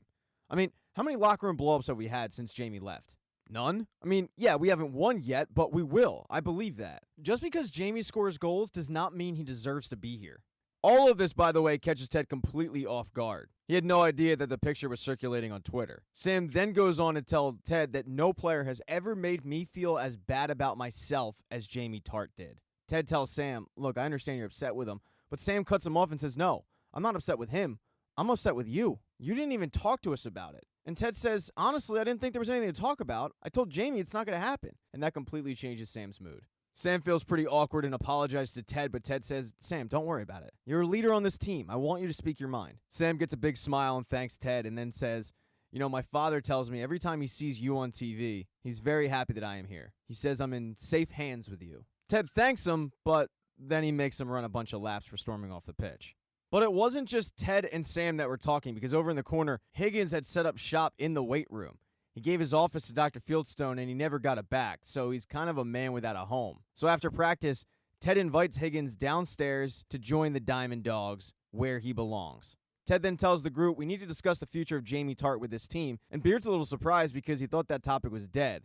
And it was, until Sam reminded Ted that not everybody's as lucky as Sam to have a great dad. Higgins does say that Jamie could be exactly what they need, but Nate points out that it could also ruin morale. They put it to a vote, and the only person in favor of bringing back Jamie is Higgins. So it seems like it's settled. Jamie's not coming back. As Ted leaves the office that night, he runs into Dr. Fieldstone, and she thanks him for inviting her to practice. She tells him that she'll email his staff her takeaways when she gets home, but he says, no, go ahead, give it to me right now. What do you got? So she tells him that there's a wonderful atmosphere at Richmond. All the employees are thoughtful and kind, and they actually listen to one another. He then asks her, so do you think we have like a if it ain't broke, don't fix it situation? And she reminds him, you have 8 straight ties. Heavy is the head that wears the visor. You probably have a lot on your mind, and I hope one day we get to sit down and talk about it. And Fieldstone was right. Ted does have a lot on his mind. He does need to shake things up in a way.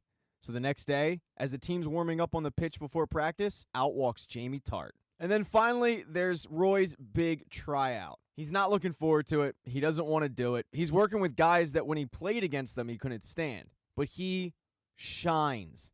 They start breaking down a Chelsea United game, and most of the pundits are pretty vanilla with their analysis. And then they get to Roy Kent, who is brutally honest. He says that his old team Chelsea played like shit. I mean, it's exactly what you'd want from Roy Kent as an analyst. It takes his coworkers completely off guard, but the audience loves it. The reaction on social media is great. And when he gets home, Sky Sports reaches out to Keely and tells her, we want Roy back, we just have to clean up the salty language a little bit. And Roy admits, yeah, it was good to be back near the game.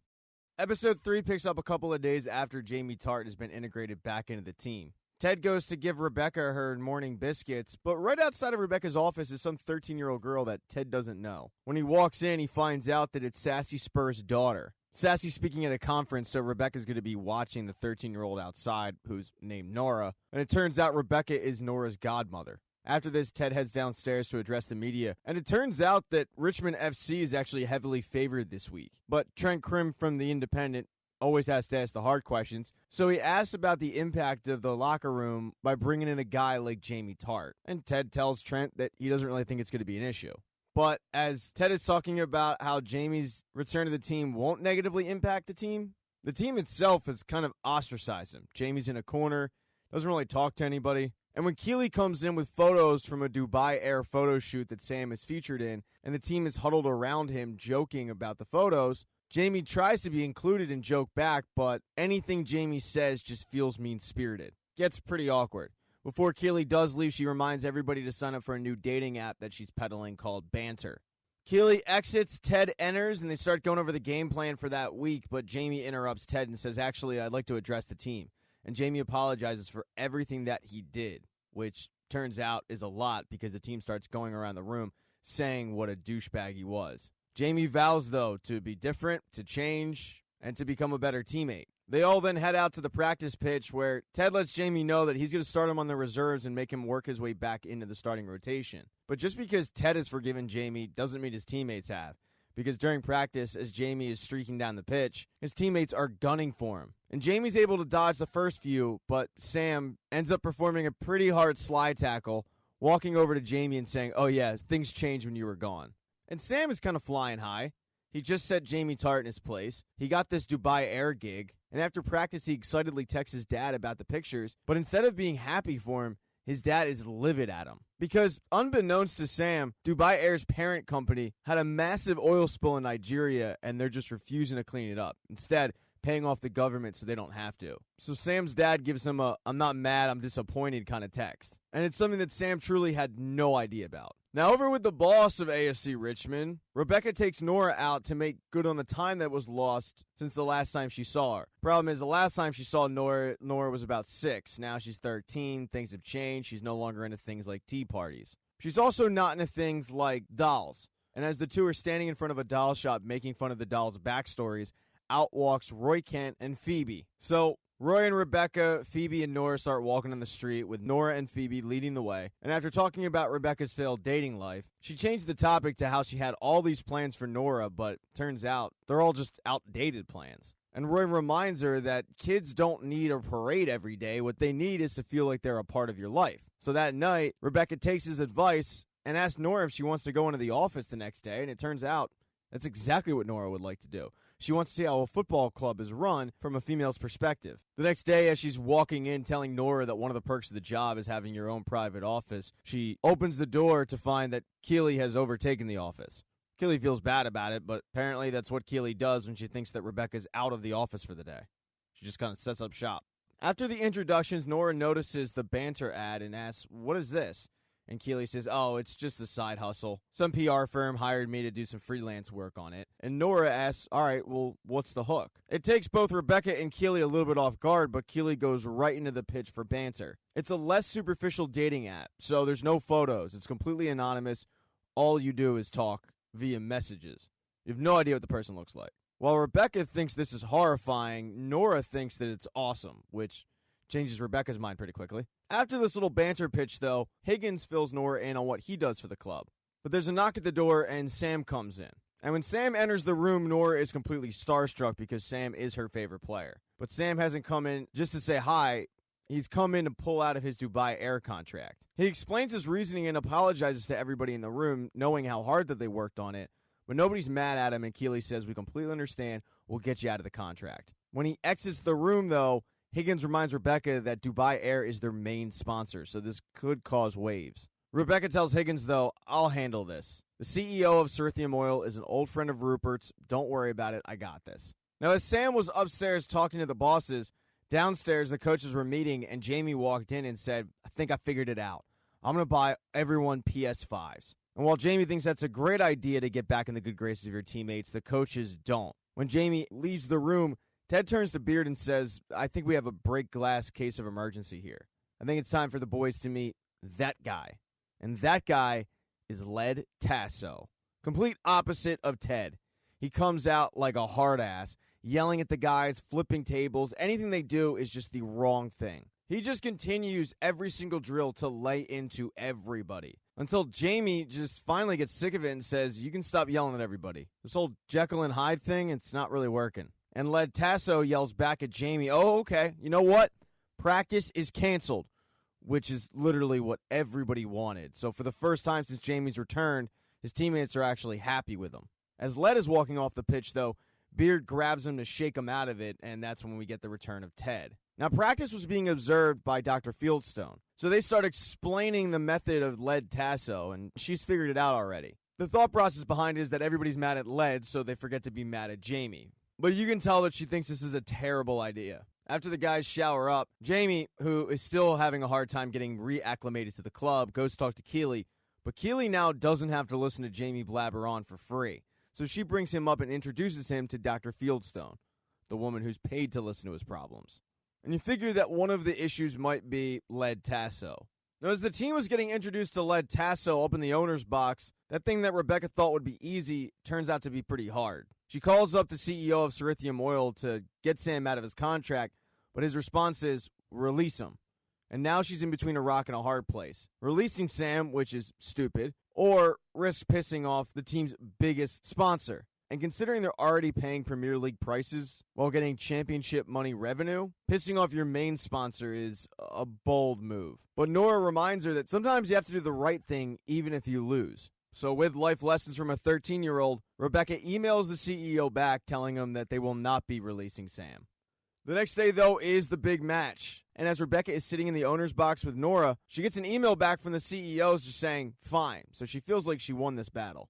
Keeley then notices that Rebecca is on banter, and Rebecca reminds her that she will insult something but try it because she's a good friend. But as Rebecca and Nora and Keeley and the rest of the fans are waiting for the team to come out, Sam is in the locker room putting duct tape over the Dubai Air logo on his jersey. And when one of his teammates asks why he's doing it, he tells the entire team of what Dubai Air's parent company has done to his home country. That's when Isaac and one other member of the team ask Sam for the tape, and they also put tape on their jerseys. Sam then tells the team, I don't expect anyone else to do this, but I hope you realize why we, as Nigerians, have to. And that's when Jamie stands up and says, throw me the tape. And Sam goes, what are you doing? And Jamie reminds him, we're a team. We got to wear the same kit. And when the team comes out and takes off their jackets, the entire team has covered up the Dubai Air logo. And that's when Higgins turns to Rebecca and says, this might be an issue. And there is indeed, because the CEO of Cerithium Oil immediately calls Rebecca, but Rebecca sends it straight to voicemail because she's a bad boss bitch. Now, even though they were heavily favored, Richmond ends up losing that game. And after the game, when Ted has to address the media, they ask him, did you know the team was going to do that? And Ted says, no, I didn't. I've never had to have the courage to do something like that because when bad things happen to people like me, i.e. white people, the media has a tendency to write about it without even being asked. So Sam had to go and get your attention. He then throws the mic over to Sam. And Trent Crimm from The Independent asks if the protests might have distracted the team and that's why they lost. But Sam tells the whole media group that he's not there to talk about football. He goes on to explain the protest, saying that Cerithium Oil has been paying off the Nigerian government and it's been ruining his home country. When he gets out of the media session, though, you could tell that his emotions are kind of mixed. And Ted has to remind him, hey, man, doing the right thing is never the wrong thing. When he gets back into the locker room, the team is partying it up. Sam can't quite figure out why because they lost, and they lost bad too. And they tell him it's because we finally broke the tie streak. Jamie then wants to give a toast to Sam for his bravery. And for the first time, Sam and Jamie dap it up, and Sam tells Jamie, it's good to have you back. And Jamie says, it's good to be back.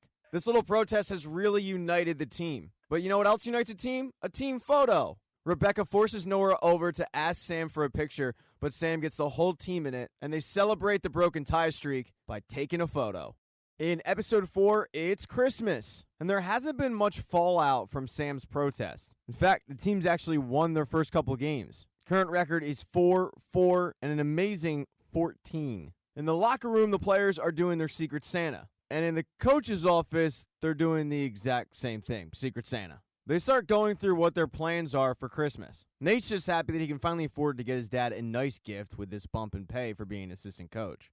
Beard and his wife, or I should say ex-wife, separated. They're going to a pagan Christmas ritual at Stonehenge. They bought the tickets before they split up, so they're going as friends, and he seems very excited about it. Keely is starting a new tradition with Roy called Sexy Christmas. And yeah, it's basically what it sounds like. Rebecca is planning on going to a Christmas party at Elton John's place. Higgins is just planning on opening Christmas presents with his family, but he does have an open house for any players on FC Richmond who don't have family in town. It's something him and his family do every year, but they only usually get 2 to 3 people. And then finally there's Ted. This is the first Christmas where he's not with his family. So he's going to spend the entire day with his son Henry on FaceTime. So after the Secret Santas are done, the group heads off to enjoy the rest of their days. We'll start off with Keely. She gets the entire house ready for Sexy Christmas, even setting up a leg lamp, because you flip that thing on and it's like electric sex. She puts on lingerie, she waits for Roy to come over, but when there's a knock at the door, to her surprise, it's not Roy, it's Phoebe. Now, right behind Phoebe is Roy, but this does put a wrench in their plans for, quote, Sexy Christmas. Roy's sister has emergency surgery, so he has to watch Phoebe. Because of this, they have to postpone Sexy Christmas to Sexy December 28th. That's the next day they both are free. But after agreeing on the new date, they realize that something's wrong with Phoebe. She's just sad. They finally convince her to come out with it. She tells them that a boy at school was mean to her, which immediately makes Roy livid. But Keely takes a more leveled approach, asking her, well, what did he do? And the boy gave her a Secret Santa gift, but the gift was toothpaste, mouthwash, etc. Keely says, I bet your breath doesn't smell that bad, but when she smells it, she's gagging. Roy thinks that Keely is just exaggerating. After all, he spent time in soccer locker rooms, but when he gets near Phoebe's mouth, he almost passes out. They both realize this isn't just a case of bad breath, this is medical. So Roy tells both of them, all right, pack your stuff up. We're going to the neighborhood I used to live in, knocking on doors, and if we don't find a dentist within the first 10 houses, I'll give you each $1,000. They do finally find a dentist in the last house. The group goes in, she looks at Phoebe's mouth, and she tells them that the latest medication that Phoebe started taking has dried out her mouth, causing bacteria to create the bad breath. She gives them a prescription, they go to the pharmacy, and they get it filled. She should be fine in 48 to 72 hours. But there's one last thing that she wants to do.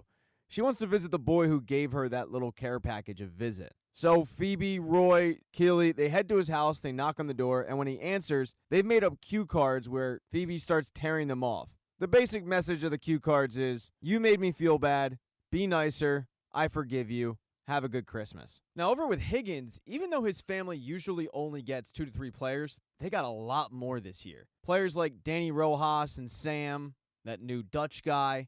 I mean, they just started flowing in. And Higgins is surprised, but he loves it. Anyone whose family is out of town ends up heading over to Higgins. It's so crowded that they all can't even fit at the table. They have to use things like pool tables and ironing boards. But Higgins just absolutely loves the family atmosphere, and he loves hosting it. And then finally, there's Ted. He FaceTimes Henry, and the gift that he got him is a drone. And when Henry opens it up, Henry is gone. He talks to his ex-wife for a bit, but after he hangs up, Ted's by himself. That is, until he hears something at his window. And it's Rebecca. Rebecca tells Ted, grab your coat, keep your Santa hat on, but let's go. And they start walking through the streets of Richmond. They pass by a couple of street performers who are doing a killer rendition of Last Christmas I Gave You My Heart. Which, real quick, good time to remind you, if someone gives you their heart on Christmas, the very next day, don't give it away. Wait a couple days. It's just rude. Anyway, Rebecca gives the street performers a very generous tip, but then they head off. Because Rebecca has gotten a bunch of gifts together for local families that couldn't afford Christmas presents. And her and Ted end up delivering them to the house. They pretend like they're Santa's elves, and Santa couldn't make it, so Santa sent them. But it's just one of those feel-good things that they do.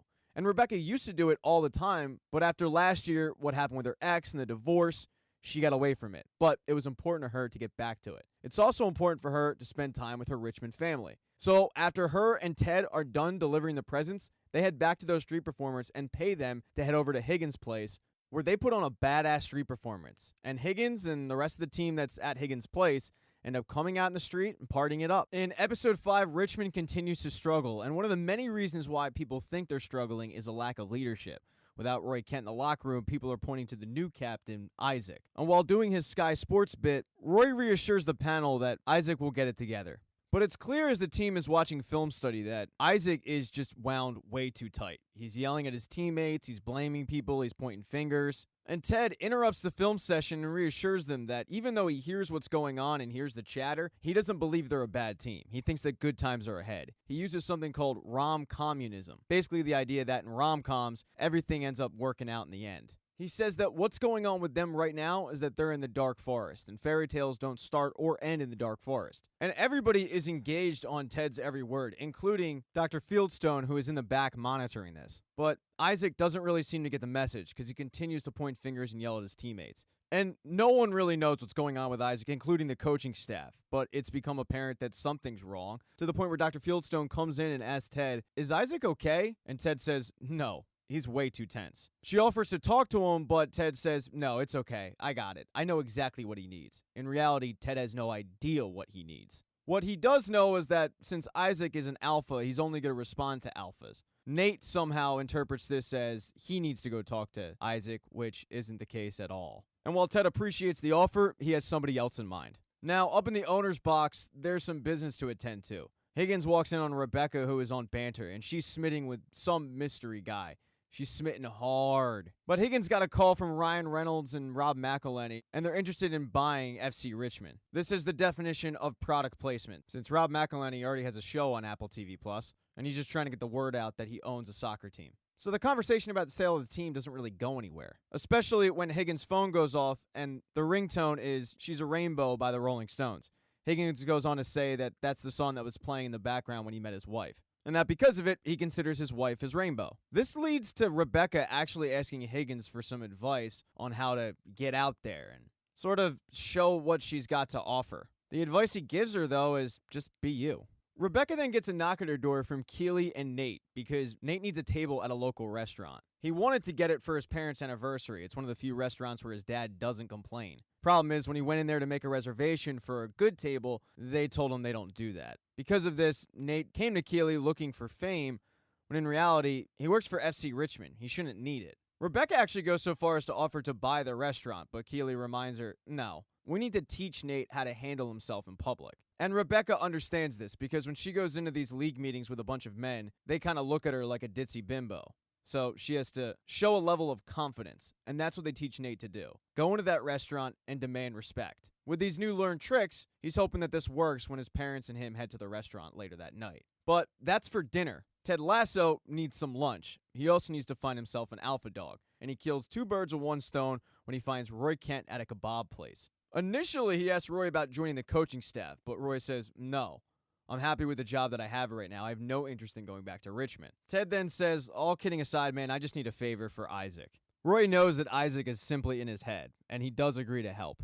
That night, he tells Ted to bring Isaac to a location, and when they find Roy, it's outside of the apartment complex that Roy grew up in. And right down below it is a small, tiny soccer pitch. Roy goes on to explain that he spent hours out there. That's where he learned the game. That's where he fell in love with soccer. And anytime he was on a cold stretch, he came back to that exact tiny pitch. He would play with the locals there and remember the fact that soccer is a game and you're supposed to have fun. So he wants Isaac to do the same thing. Now, Isaac is hesitant at first, but after a while, he starts buying in and he starts dominating this soccer game, remembering how fun the sport can truly be. Isaac heads home and Ted starts walking with Roy and says, nice work, coach. And Roy says, do you really think I'm going to fall for this? Trying to get me to come back to the club and coach? Ted reassures him that he has zero interest in trying to get him to do something that he doesn't want to do. But that's a lie. He starts quoting lines from a bunch of romantic comedies, changing it to fit the narrative that he wants Roy to be a soccer coach. But Roy once again hammers home that he's never coming back to Richmond. Let it go. Even though Ted was shot down, the work with Isaac was a success. And so was Nate's little tutorial. He also had a successful night. Initially, when him and his parents showed up at the restaurant, they were given a table way in the back. But Nate remembered what Rebecca and Keely taught him, and he marched up to the hostess and said, "Look, that table that I wanted by the window is open, so why don't you give it to me?" And she did. She wouldn't, however, give him her number because she's picky. But because of Keely and Rebecca's teachings, Nate was able to give his parents a really nice night. The next day is match day. Roy heads off to his analyst gig, and Ted heads off to the pitch. He runs into Dr. Fieldstone, and she asks how he's doing, and he does admit that he's feeling a little under pressure. She tells him that her door is always open if he needs her, but he does what Ted Lasso does. He deflects with humor. The team then gets ready to get off the schneid. Over with Roy, though, the analyst asks about this 17-year-old hot prospect and how they expect him to do. And Roy is honest. He says, "I have no idea. He's 17. The truth is, we have no idea. We don't know. We're not in the locker rooms. We're not on the pitch with these guys. What we do is we come out here and we say what we think they should do. And then at halftime, we come out here and yell at them for not doing what we told them to do. The truth is, we just don't know." They then try to change the subject and show Roy his old team and how they're warming up. Isaac is extremely loose. He's having fun. He's got a really good energy about him. The analysts, however, are criticizing it because they're not aware of what Isaac just went through. And Roy, seeing what's on screen, is getting emotional because he realizes this gig isn't for him. To the surprise of his co-analysts, he takes off his gear and he says, "I'm sorry, I'm not meant to do this," and he leaves. He hails a cab and he tells them, "Get me to the stadium." When he tries to get in, though, they actually demand a ticket. They don't believe that he's Roy Kent. So he has to go to will call and pick up the ticket that Ted leaves him for every single match. And right before the game starts, Roy Kent returns to the Richmond pitch, to the surprise of the fans, but more importantly, to the surprise of Ted Lasso. And with Roy Kent in the fold, the team is playing better than they have all season. They're on a 4-game win streak. And they're in the quarterfinals of the FA Cup against EPL team Tottenham Hotspur. Spirits are very high at FC Richmond, but that's never a problem with Ted Lasso. When he heads into work, he runs into Dr. Fieldstone, and she reminds him, if you ever need to talk, make an appointment, but it's still something that Ted just really isn't interested in. He heads into his coaches meeting, and he's just excited about the idea of the FA Cup. He compares it to March Madness over in the States. But it's obvious something's going on with Beard. He doesn't seem like himself, and he's yawning a lot, and eventually, Roy Kent asks, "What the hell's wrong with you?" And Beard lets him know that him and Jane got back together. Everybody acts really excited for him, except one brave soul, Higgins. He asks him, "Do you really think that's a good idea?" And the room gets insanely quiet. When Beard finally leaves the room because he saw that he missed her call twice, Higgins calls an emergency meeting of the Diamond Dogs, and he wants to know why nobody backed him up on this. But both Nate and Ted basically say that telling a buddy that the relationship isn't working never really ends well, especially if the couple ends up getting back together, as much as Beard and Jane tend to do. It's better to just kind of act like you're happy for the guy. The group then heads out to the pitch, and Roy ends up doing what he's supposed to do. He's coaching. And the team is loving it. They're referring to it as the Roy Kent effect. It seems to be bothering Nate a little bit, though. But there's one person that the Roy Kent effect isn't affecting, and that's Jamie Tart. And it's not for lack of trying. Jamie goes up to Roy and says anything I need to do, but Roy ignores him. Ted has to remind Roy, you're paid to coach all the players. And Roy turns to Ted and says, "Well, then you can dock my pay." As practice continues, Rebecca opens up her office window and yells down to Ted that he has to cancel his plans because she wants him to go to lunch with him that day. And that's because Rebecca's mom wants to meet Ted. She showed up uninvited at Rebecca's house because she's decided to leave Rebecca's father. It got kind of awkward because Rebecca had a guy over and the guy wasn't wearing any clothes, but this news didn't really surprise Rebecca at all. In fact, she's kind of used to it at this point. It happens a lot. Her mom will say that she's leaving her father. Her father then buys her some environmentally conscious gadget. Her mom goes running back to her dad. Circle of life. But for the time being, the two are separated. After practice, Ted and Beard head back in their offices. Keely asks Ted if he wouldn't mind driving to lunch, but then Ted gets a phone call from Henry's school. They want to know if Ted can drop off lunch, but the problem is Ted's kind of far away. And while on the phone, his ex-wife shows up, so she kind of saves the day, but Ted's mood suddenly changes. He doesn't really have time to focus on the phone call, though, because Jamie Tart comes in the office and says, "You guys got to tell Roy to start coaching me." And they all kind of laugh at him, saying, "Wait, you actually want us to tell Roy Kent what to do?" Jamie kind of throws his hands up and says, "Guys, I'm asking for help here." And Ted tells him, "You guys have your own history. You guys have to get together and woman up because you've been doing too much manning up." Keely then turns to Jamie and says, "I'll tell you some advice. Agree with him. That's what I do. Anything he says, just agree with." So Ted heads off to lunch with Rebecca and Rebecca's mom and Keely. This lunch ends up being a little bit painful for Rebecca, and when her mom gets up to leave to go talk to her psychic, Rebecca fills both Ted and Keely in on the backstory between her parents. And Jamie goes and takes the advice that he was given. Next time he runs into Roy, he asks Roy, "Why won't you coach me?" And Roy says, "You don't deserve it." And Jamie actually agrees, which does catch Roy a little bit off guard. So Roy goes in deeper, telling Jamie that the way he plays is dull and conforming. Jamie once again agrees, so Roy decides to really put this to the test, telling Jamie, "And you're ugly." And he fights the urge, but Jamie actually ends up agreeing with Roy. Roy just walks away, though, saying, "I enjoyed that." And Jamie yells at him, "Come on, man, I'm trying to build bridges here."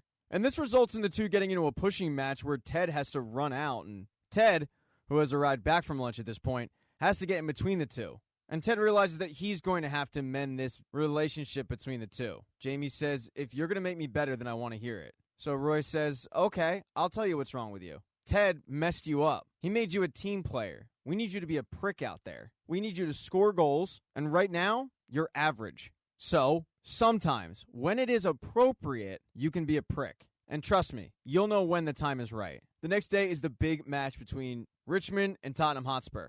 The game is knotted at 0, and it's extremely close. So Roy decides to give Jamie the signal, which is to flip him off. It immediately works. Jamie starts talking trash to the Tottenham players, getting in their heads, and eventually drawing a foul, which gives him a free kick. And it's a long distance away from the goal. But when Jamie gets that opportunity, he doesn't look to pass. He looks to shoot, and he doesn't miss. It puts Richmond up 1-0. It's actually a goal that Roy Kent called from the sidelines. Richmond, though, is about to pull off a major upset, but they're slowly coming apart. They're playing way too tightly wound. And in arguably the most crucial point of the game, Ted mentally checks out. Beard notices it and asks if he's all right, and Ted says, I gotta go, my stomach, and walks off the pitch. It throws his team completely out of whack, and they end up giving up the game-tying goal. The absence of Ted has piqued Rebecca's interest, so she ends up leaving the owner's box and heading down to see if she can find him. When she gets down there, though, she can't. Now all of the game planning is up to Beard, Roy, and Nate. But Beard doesn't ask Nate's opinion. He says, "Roy, what do you think we should do?" And they start discussing strategy with each other when Nate just throws his dick on the table, ignores Beard and Kent, and starts making substitutions. He also then tells the defense to play back. And while this is a bold move, it ends up working out. Tottenham, playing very aggressive, ends up getting caught in transition. Jamie goes the other way and scores the game-winning goal. Richmond is going to the semifinals. Rebecca, who is still in the locker room, still looking for Ted, still unsuccessful at that, ends up running into the team and the coaches who run in, and she congratulates Roy, telling him this is the Roy Kent effect. But Roy, give him credit, says, "That's not me. That was all Nate." And it's Nate who ends up doing the post-game presser. He tells the media that while he knew that Richmond needed a goal, he also knew that Tottenham needed a goal too. So the idea was to not let Tottenham through, and eventually someone screw up. They did, and they scored. Everybody with the team is in a great mood after this huge win. But something has been weighing on Higgins' mind, and that's how to tell Beard that him and Jane aren't right for each other. He even consoled Rebecca about this, and she had warned him that at one point she told her mom that she should leave her dad, but when they got back together, her mom didn't talk to her for 9 months, so, beware. But Higgins just can't let this go. He wants to be a good friend of Beard, so he catches Beard leaving the field, and he tells him. But Beard doesn't lose his cool on Higgins. He actually gives him a hug, although he does end up going home with Jane. Rebecca saw this conversation going down outside, and she's decided that she needs to have that tough conversation again with her mom. But on the ride home, she ends up calling Ted to see if she can get an answer, and she doesn't. She was looking for one of Ted's pep talks, but all she finds is his voicemail, unfortunately. When she gets home, it's too late. Her mom isn't there. Everything Rebecca said would happen ends up happening. Her dad ended up buying her mom a Tesla, and her mom ended up running back to her dad. She was nice enough, though, to leave shepherd's pie in the fridge. Now that the house is open, though, she ends up calling that boy toy over again to, celebrate the win, if you will. But she's also been talking to a guy on Banter. The conversations have been going really, really well. And he messages her and says, "I had a crazy day at work today, but I couldn't stop thinking about you. Maybe we should meet up." And yeah, everybody thought it was Ted, myself included. No, it's actually Sam. Sam has been talking to Rebecca this entire time. Kudos to the writers on that plot twist. This episode, though, doesn't end on a happy note. No one was able to find Ted until Dr. Fieldstone went up to her office to lock up, and Ted was sleeping on her couch in the dark. And you can tell that something's going on with Ted, and he tells Dr. Fieldstone, I want to make an appointment. In episode 7, Ted goes to meet with Dr. Fieldstone for their first meeting, but he's nervous. He's talking way too much and not saying anything. He's extremely uncomfortable. It doesn't help, by the way, that Dr. Fieldstone isn't really saying much at all. She's just listening, which is in fact her job. After about 5 minutes of nonsense, Dr. Fieldstone finally asks, why don't you tell me about what happened the other night? And Ted gets up and says, yeah, I don't want to talk about this, and runs out. He's not the only person, by the way, who's had a rough morning. Nate has been definitely reading the press clippings. He's been living on Twitter, and all of the reaction to his coaching has been positive. So he heads to his parents' house, hoping that maybe his dad would be proud of him. After all, he's on the front page of the sports side of the newspaper. But when he brings it up to his dad gives him a speech on being humble. So 2 of the 4 coaches have had a rough morning. They head out to practice where, during training, Ted lets the group know that it's really important to not let their opponents know how tired they are. They then break up into groups where Nate goes with the offensive players, and they're kind of razzing him a little bit about the whole Wonder Kid nickname that he gave himself in that post-game presser. And Nate takes it all in stride, except when Colin brings it up. And it's not like Colin said anything bad. All he said was, we're lucky to be taught by the Wonder Kid today. But Nate takes such offense to it that he says, all right, I need all our best goal scorers on the pitch. Actually, Colin, why don't you sit this one out? And it really upsets Colin, who's been seeing Dr. Fieldstone about being more confident. And this certainly didn't help. After practice, the team heads into the locker room, and Sam immediately hops on banter. But the mystery woman that we now know as Rebecca has yet to reply, and he can't figure out why. And 3 dots do end up popping up on his screen, indicating that she might be texting back, but they stop. And Sam, along with the whole team who is watching the soap opera go down in front of them, are completely unaware that upstairs in the owner's office, Rebecca has no idea how to respond to this mystery man asking her to meet in person. Keely is imploring her just to respond, say yes. But Rebecca points out she just doesn't know what to say. And Higgins says, why don't you tell him the truth? I'd love to meet up, but I'm worried that you can't live up to the fantasy that I've created in my own head. So instead, I'll let my insecurities keep me from possibly meeting the love of my life. She's just really worried because every relationship she's had has just been a nightmare. She starts pointing out that Higgins' relationship is great and Keely and Roy is great, but Keely says not so fast. Roy is actually driving her nuts. They live together, and now they work together, and Keely just feels like she can't get any free time. Every time she turns around, there's Roy. And Roy even proves her point by walking into the office and asking her, you ready to go? That night, though, as Keely is trying to get some work done, Roy comes downstairs and starts trying to spend some time with her, but she explains, you need to go on the couch and read your book because I have a lot of stuff to do. So that's exactly what Roy does. But the fact that he listened ends up turning her on so much that it ends up distracting her from her work because she jumps all over some Roy Kent.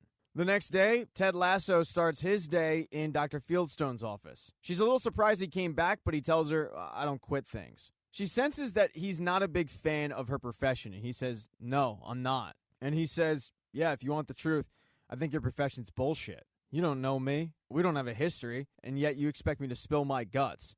But you're not listening because you care about me. You're listening because you're paid to. In fact, you're paid to be here for an hour, yet the session's only 50 minutes. So how much could you really care? And all of this so you can what? Blame it on my folks? Like I said, it's bullshit. Then he stands up and walks out for the second time. He goes downstairs to get ready for practice that day. But most of the people at FC Richmond have their heads buried in their phones.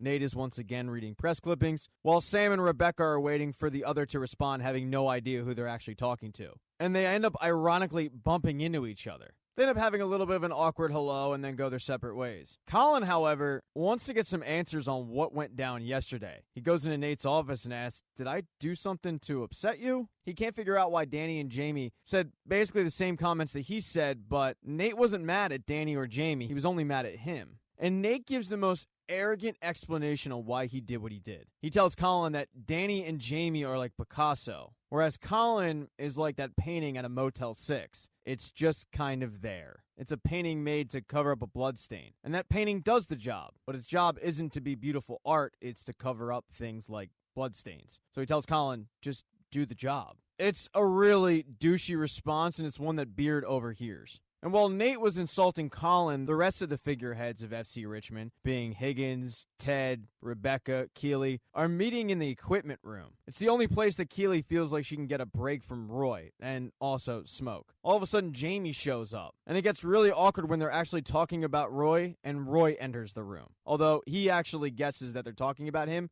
he doesn't really care though, asking Keeley, all right, you ready to go? That night, though, the fact that Keeley can't get any alone time bottles up and she explodes on Roy and she's trying to watch Sex and the City. She explains that sometimes she just needs to be by herself. And Roy is more upset by the fact that he just realized this is what Keeley's been talking to everybody about this entire time. He thought before she was just complaining about how much hair he left in the drain. But now, he's pissed, and he ends up leaving. When Roy gets to the training facility the next day, Keeley's waiting for him, but he completely blows her off. When Nate gets to the training facility the next day, he's listening to a podcast talk about how wise and smart he is, but when he gets in his office, Beard is waiting for him.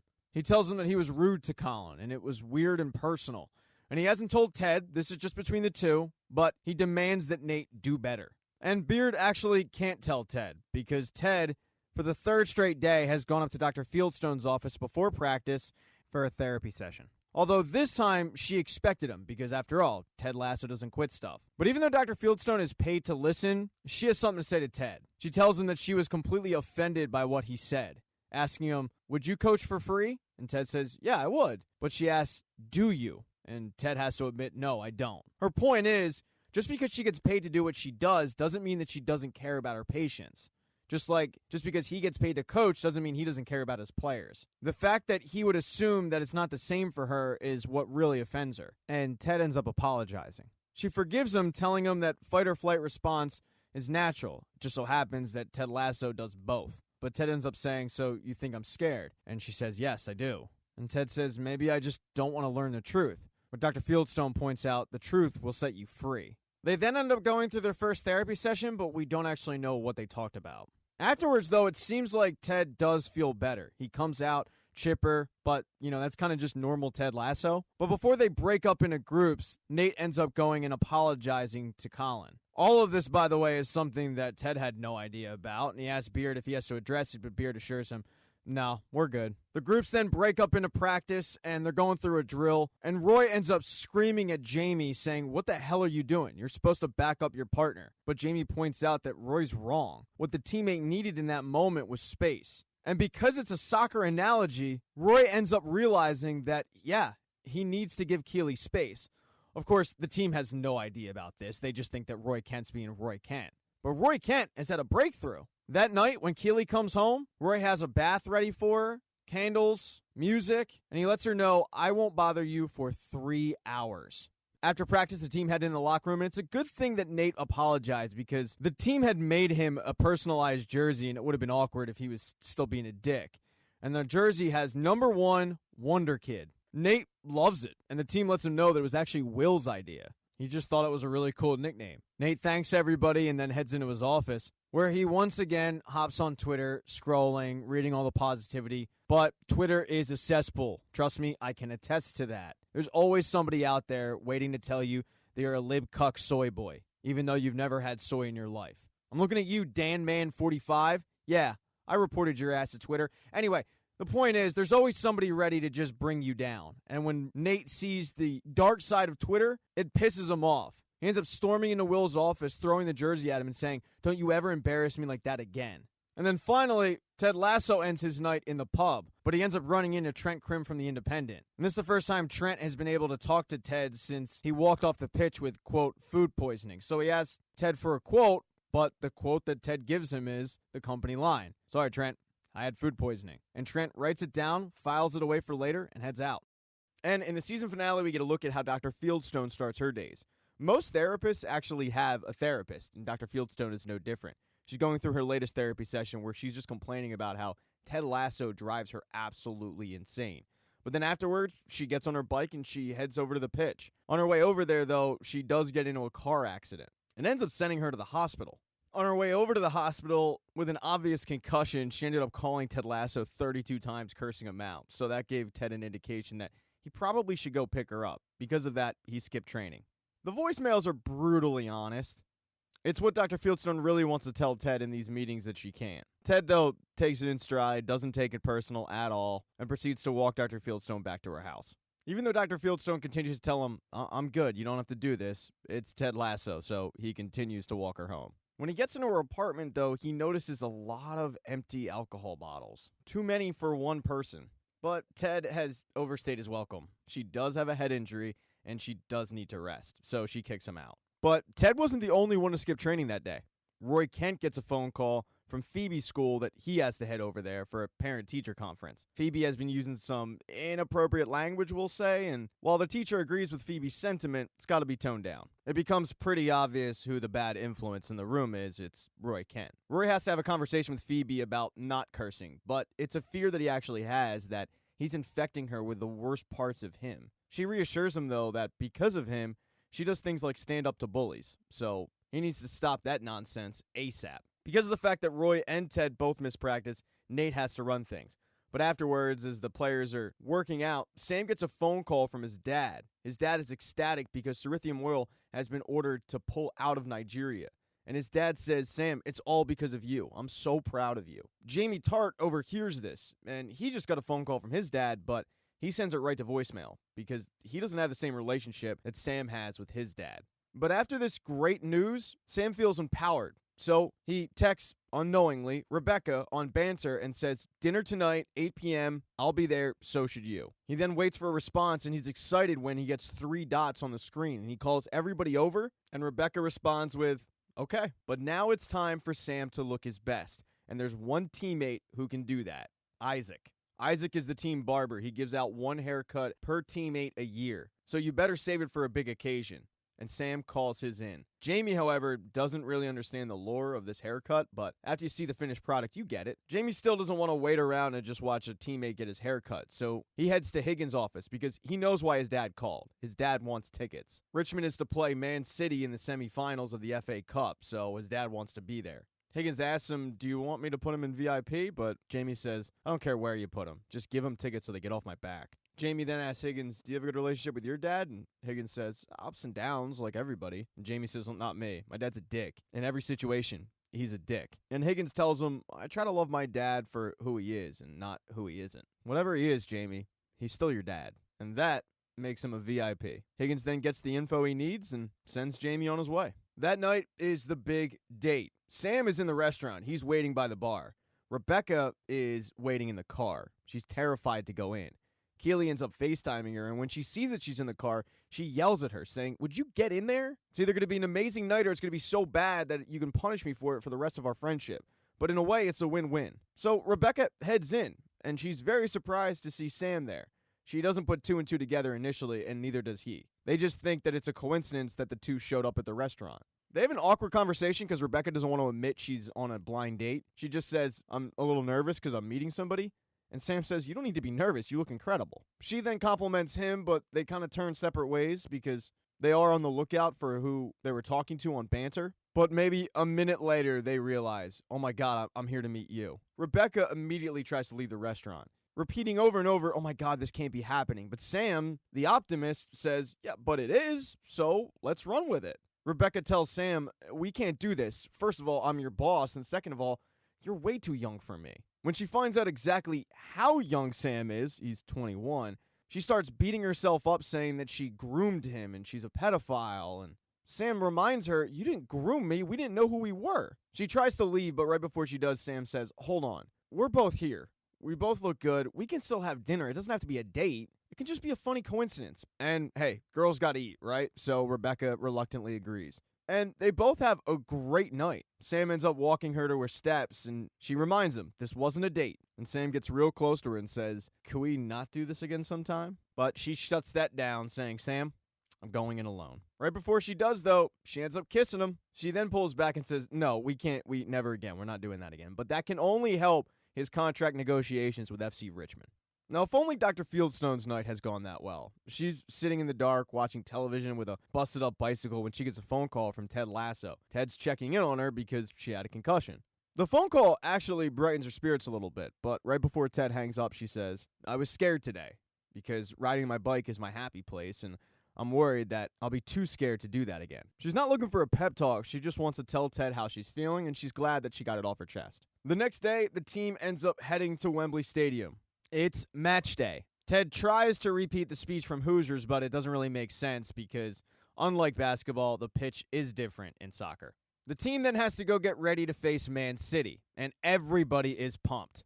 Jamie Tartt's dad shows up, but he's a jackass who shows up in a Man City outfit, heckling his own son and FC Richmond along with their fans. The coaches are all preparing to go out, and Ted's doing some breathing exercises, but right before they actually exit the room, Ted says, "Wait a minute, I gotta tell you guys something. I didn't leave that match because I had stomach issues. I left because I was having a panic attack. I've been having them from time to time, and it's something that I'm working on. But I just thought you guys should know the truth." The group then starts admitting stuff that they did that they're not proud of. Like Higgins admits that he screwed up a transfer one time because he messed up the time zones. Roy then says that he doesn't read the scouting reports that they write up. Nate's admission is the fact that he comes up with ideas and stores them away. And then at the right moment, he brings them up and makes it look like they're spontaneous. It makes them look smart. It's actually genius. Then there's Beard, who says that there was one game that season where he was accidentally on mushrooms.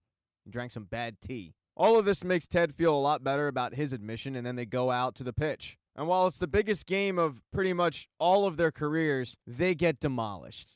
They lose 4-0, and it's not pretty, and it was never even close. Everybody on FC Richmond's side is pretty dejected. They're all kind of sitting in the locker room licking their wounds when Jamie gets a visitor from his dad. And his dad has this shit-eating grin on his face, comes in, and just starts mocking the entire team about how they put up a good fight and it was close, but better team won, that sort of thing. I mean, Jamie was right. This guy is the definition of a dick.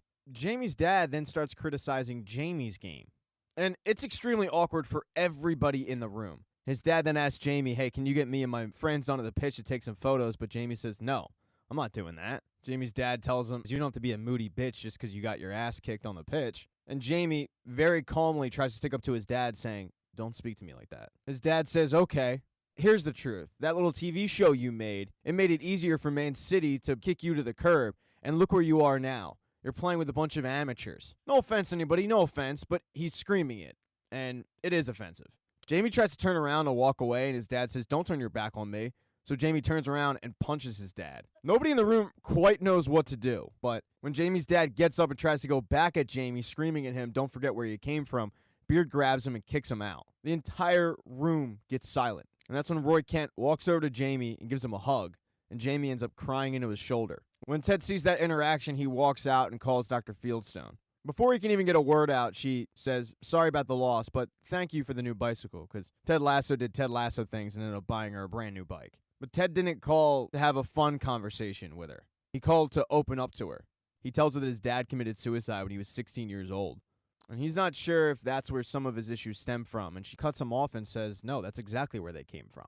She asks him, "Do you want to talk about this right now?" And he says, "No, not right now. I have to get back and talk to the team, but I just wanted you to know." She tells him to call anytime he needs her, but this is a really emotional moment for Ted. He's crying. Beard ends up coming out and finding Ted on the phone, and Ted ends up brushing the tears from his eyes to make it look like he wasn't just crying. Ted says, "All right, well, let's get out of here," but Beard says, "No, I don't want to ride back with you guys. I just got to go shake this off." He does ask Ted if he wants to join him, but Ted says, "No, I can't. I promised Henry I'd FaceTime him." So the team heads home, and when Rebecca gets back, she sees Sam's post-game interview on the television. He talks about the hurt that the team has from letting the fans down, but also lets them know that they tried. And that's all that matters to him, is the fact that they tried, because trying is the hard part. This speech ends up hitting Rebecca, not the football part, but the relationship part. She ends up texting Sam and saying, "Hey, I just saw your interview. Are you around?" And he ends up texting her his address. She grabs her coat and goes to the door, but when she opens it, there's Sam. Ends up walking in, making out, and closing the door. In episode 9, you find out exactly what Beard did when he said he was going to walk this one off. He ends up taking the train home, just sitting by himself. But when he gets into his apartment, he turns on the TV and he feels like the commentators are just ripping him apart, even though they're not. Thierry Henry especially is going really hard at Beard and his tactics. But once again, it's really just all in his head. They are discussing the game, though. And they are discussing how Richmond really struggled that day against Man City. so he decides to go blow off some more steam at the pub. The bartender asks, is Jane coming? And he says, no, we broke up. He told Jane that he loved her and she wouldn't reciprocate. But Jane has really been weighing on Beard's mind. Most of Richmond, though, have been thinking about the game, especially the bartender, who, just like Thierry Henry in Beard's head, starts ripping him apart for all of his tactics. He decides to go just sit alone in the corner with his beer when Jane texts him and says, I saw the results. You want to come find me? I think it's what you need. And Beard writes out this whole message that he can't keep doing this. He told her how he felt, and he doesn't want to be strung along anymore. But he ends up deleting it. The text message with Jane ends up getting interrupted when the supporters show up. And they start talking about the match, but Beard tells them, you can sit down as long as we don't talk about the match. So, over the course of the night, they throw back a lot of beers, and they start diving into some pretty heavy topics, like the entire world being the Matrix. But eventually, they close down the bar. Now, the supporters are like, yeah, we'll just go home. But Beard says, no, this night ain't ending. Where can we go? And they let Beard know of a private club that is really tough to get into, even as a dress code. Luckily for them, though, the bartender keeps a lost and found of old clothes. So they put on some hand-me-downs and head on over there. But right before they leave, though, Jane texts Beard once again a selfie of herself in front of a neon cross, and it says, I'm atoning for all my sins. Beard, though, once again doesn't answer because now he's on a mission to get into that club. And Beard's honestly not that worried about how he's going to do it. He has a plan. He goes up to the person at the front door, he gets their name, and then he has one of the supporters call up and tell her that her apartment's on fire. And it works. She ends up running out of the place, and they end up sauntering on in. One of the supporters feels pretty bad about what they just did, but Beard says no. That girl will appreciate her apartment tomorrow like she's never appreciated an apartment ever. As soon as they actually get to the club, though, the supporters feel like they don't belong. And Beard tells them, knock that off right now. You belong here. If you could be anywhere right now, where would you want to be? Right here, right? Well, act like it. Beard then heads to the bar to get everybody some drinks when one of the women at the club catches his eye. And I understand why. She is a smoke show. But Beard grabs the drinks and heads back to find the supporters, where they're playing pool with a bunch of Oxford douchebags. And the supporters aren't doing a really good job of blending in. Beard, however, does a phenomenal job at it. He tells the Oxford D-bags that he was a professor at Oxford, and that these three were the best of the best that Oxford has ever offered. But Beard is unaware that these three douchebags actually went to Oxford. So they start quizzing Beard about Oxford, what college he taught at, where he lived, and amazingly, Beard passes all of their tests. At the end of the night, they're completely convinced that Beard actually taught at Oxford. And the way that Beard knew all of this about Oxford is the fact that he used to date an Oxford professor, and Beard ended up doing this crazy thing called listening. As the supporters and the Oxford douchebags end up playing some pool, the woman in the red dress that caught Beard's attention before ends up catching it again. He ends up walking after her, but ends up losing her in a hallway. So Beard starts opening up some doors, and the first one he opens is a random room with a bunch of televisions stacked up on each other. Beard's kind of confused by this, so he sits down and is drinking his beer. When Beard starts imagining that all the TVs are turning on, they're all to the game, and Thierry Henry is once again ripping Coach Beard, going so far as to say that Beard's self-esteem is so low he would need a pep talk to commit suicide, and Thierry Henry would love to give him that pep talk. When Beard gets up to get out of the room, he rips his pants, and he yells, and one of the security guards ends up hearing this, comes into the room, and wants to know where Beard's membership card is, and obviously he doesn't have it, so he gets kicked out. But the smoke show that he was after is now outside on the street. She lets him know that his pants are ripped, but she doesn't live too far away, and she can fix them. And when a really hot woman offers to fix your ripped pants, you take them up on that offer every single time, and Beard does that. He heads back to her apartment, and she is giving off some vibes. That's one way to put it. Like, she could be a complete serial killer psychopath, because she tells Beard that she has a bunch of clothes from ex-lovers that she just keeps. It's her thing. But she's just hot enough where you go with it. So Beard takes off his ripped pants, gives them to her to fix, and she ends up giving him some disco pants that he can put on for the time being. They start talking about love, and he says he thinks he's in love right now with this woman who he can't stop thinking about. But then the woman in the red dress's cell phone rings. She asks Beard to get it, and it's a FaceTime with a guy who immediately questions who Beard is. The woman explains to the guy on FaceTime who Beard is, but he is so enraged that he vows to beat the hell out of Beard when he actually gets there. And while the woman tells Beard that this guy on FaceTime is nothing to worry about, Beard suddenly isn't so sure when the guy starts banging on the door. so Beard tries to get the hell out of there. He ends up taking the fire escape to the roof, but the guy ends up in pursuit. It gets to the point where Beard's only option is to jump into the dumpster. Beard takes off running from the guy and ends up hopping on one of the buses, where a Karen rats him out for not paying. And the issue is Beard left his cell phone and his wallet in that woman's apartment, so he can't pay, and he ends up getting kicked off. He wanders into a hotel and asks to use the front desk phone, call for a cab, but the concierge says no, it's for guests only. He then asks to use the concierge's personal cell phone, but the concierge is convinced that this is all a scam to get his identity.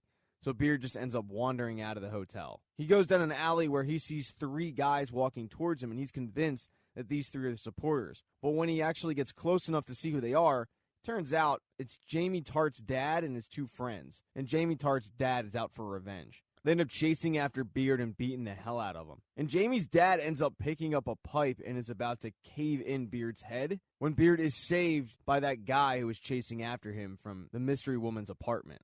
Once he knocks out Jamie's dad and he chases off his 2 friends, Beard's thinking that he's about to get the crap beat out of him some more. But the guy ends up just giving his cell phone and wallet back and saying, "Here, you forgot these at our apartment. I've been trying to find you." As they walk back to the street, the guy explains to Beard that he's a little bit of a hothead, but his girlfriend, Mary, explained the whole situation. The couple's having a baby, and he was worried that she was cheating on him because he used to be a cheat, so it's just something that he's been trying to fix, and he thinks he's been better at it. He does let Beard know, though, that Mary is keeping his pants, but she did say that he can keep the disco pants. So it's a pretty even trade-off. When the 2 guys go their separate ways, Beard looks at his cell phone, and he has 52 messages and 72 missed calls from Jane. And as he scrolls up to the text messages, he sees why there was panic from Jane's side, because she told Beard, "I love you." I mean, it's followed by a bunch of "fuck yous, you haven't responded, there's a lot of men after me," but Beard is excited because he got what he wanted. When he goes to call Jane, though, his phone dies. It's just been one of those nights. So he is forced to walk alone back home, beaten and bruised. But as he's doing so, a limo pulls up because the supporters have been able to track Beard down. They ended up taking those Oxford guys for so much money in pool, and they ended up buying themselves a limo. And they're ready to keep the party going. But Beard says, "No, take me home." The supporters oblige and drop him off at his house, but since the supporters don't want this night to end, Beard gives him an address and says, "Here, take this to Renee and tell him Coach Beard said it was okay." And when they go to that address, it's a random door that says "Do not enter." And when they bang on it, some old guy is standing behind it and says, "Yes?" And the supporters hand him the note and said Coach Beard said it was okay. So this guy leads them down a dark and dingy alley. But when they get to the end of it, it's Nelson Road, the stadium. Coach Beard allowed the supporters to go onto the pitch and play soccer for a bit, and they are completely in their glory. Night didn't go so well for Coach Beard, though, after he was dropped off. Coach Beard isn't used to these English keys, and he was a little too rough trying to open up his door, and the key ended up breaking inside of it, so he has no way to get in. And on top of it, it ended up downpouring. So Coach Beard ended up walking over to a church where just outside of it, there's a neon cross that looks just like the one that Jane ended up taking a selfie in front of. But when Beard ends up getting into the church, there is no Jane. There's nobody. So with nowhere else to turn, Beard ends up praying to God. He starts praying to God about his relationship with Jane, saying that when he's with her, the world just feels more interesting. But then Beard starts faintly hearing some music. And when he follows it, it turns out that it is in fact a church, but it moonlights as a nightclub. And when Beard ends up going down to that club, he throws all his reservations out the window. He lets loose. And while he's dancing, he ends up running into Jane. The next day, Beard does end up showing up for work. Ted does end up asking Beard about his face because it's all beat up from Jamie's dad, but Beard just says, "I must have fallen out of the bed." They then get into coaching film. Nobody wants to rewatch yesterday's game, so they start doing so with the Benny Hill theme music in the background. It makes it easier to watch.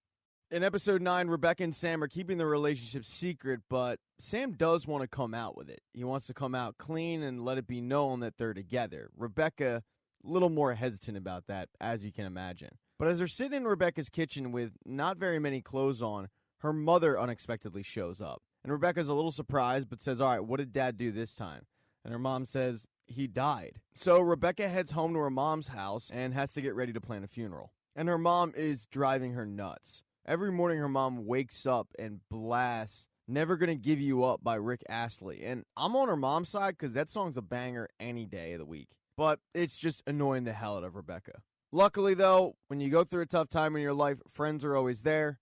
Sassy and Nora end up showing up, and Instead of taking the door, they end up crawling through her window, just like Sassy used to do when they were kids. Now, the entire Richmond team is planning on going to the funeral to show support for Rebecca. Most of the players have no idea what to wear. They've never been to a funeral, and if it's not Yeezys, they don't really know about fancy shoes. But everybody buys the proper attire, hops on a bus, and heads on over. Rory and Keely also go over together, but they're fighting because Keely wants to be sad. After all, funerals are depressing. But she can't stand the way that Roy's acting. He's making jokes and he's being very cavalier about the whole situation, completely turning Keely off to it. They end up heading over to the funeral, but it's contentious. And over at the church, Rebecca and her mom are standing there greeting the people as they come in. And Rebecca can't believe that Rupert had the audacity to not only show up, but show up with his 20-year-old wife and their new child. Rebecca's even more disgusted when her mother she's thrilled to see Rupert. But Rebecca just feels like Rupert is shoving his new life into her face at a very emotional time.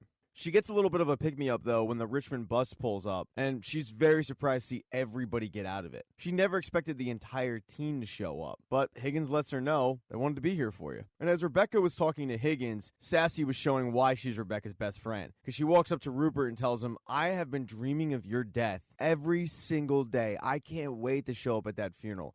I'm going to wear red and I'm going to celebrate it. I will be a beacon of joy to the other 3 people that are there." Rupert tries to walk away, but Sassy just says, "Fuck off and die, Rupert." So let this be a life lesson to everybody. Get you a Sassy. A short while later, Rebecca's other best friend, Keely, shows up. And to make Rebecca feel better, Keely starts making fun of Rupert's baby, but then as soon as she sees Sassy, she goes running into her arms. And at an event that's supposed to be depressing, these 2 women are laughing and hugging and thrilled to see each other. But after talking about reincarnation for a second, Sassy asks Keely, "So where's Ted?" And Keely immediately starts making fun of her for wanting to know where her fuck buddy is. Sassy quickly gets off her sex life and moves it to Rebecca, saying, "I'm pretty sure she's sleeping with someone, but we gotta figure out who it is." So now the 2 women are on a mission to find out who their best friend is sleeping with. They both grab Rebecca and they head to the back of the church in a room that is used to just store pews and whatnot. And they are laughing, they're being loud. And finally, Sassy just comes out and says, "All right, who is it? Who are you banging?" And at first, Rebecca acts like she's not sleeping with anybody, but Keely says, "Even though it's your father's funeral today, you're glowing like a girl who just got laid. So spill it. Who is it?" And the trio is interrupted when Nora and Rebecca's mom show up because they've both been sent in to tell all 3 of them to keep it down by the priest. But as soon as they tell Nora what they're trying to do, Nora gets really excited. They start playing 20 questions. And it doesn't take more than 2 questions for Keely to figure out that it's Sam, which blows Rebecca's mind. But Nora, who had a crush on Sam, looks at Rebecca in a whole new light. I mean, Rebecca has truly become this girl's idol. But they've made so much noise that the priest has to come in and tell them, "All right, everybody but Rebecca and her mom out." As her mom and Rebecca are sitting there, her mom mentions how she has to do a eulogy, and Rebecca wasn't planning on that. But her mom lets her know, it'd look really bad if you didn't do that. But she tells her mom, "I don't care. I've got nothing nice to say about the guy." And her mom's a little taken aback and says, "What's got into you? I mean, he was a good father, wonderful husband. I mean, what are you so angry about?" And Rebecca says, "I don't want to talk about it," but they end up getting into it. Rebecca tells her mom, "If you want to know why I hate my dad so much, it's because he was cheating on you, and I saw it." She tells the mom her story about how she came home one day with Sassy and went up to steal liquor from the room, and that's where she saw her dad sleeping with a neighbor, and she's lived with that since that day, which was almost 30 years ago. And what made it worse was the fact that the next day her dad acted like nothing happened. But to Rebecca's surprise, her mom says, "I knew about the cheating. I knew about everything. But once I love something, I love it forever.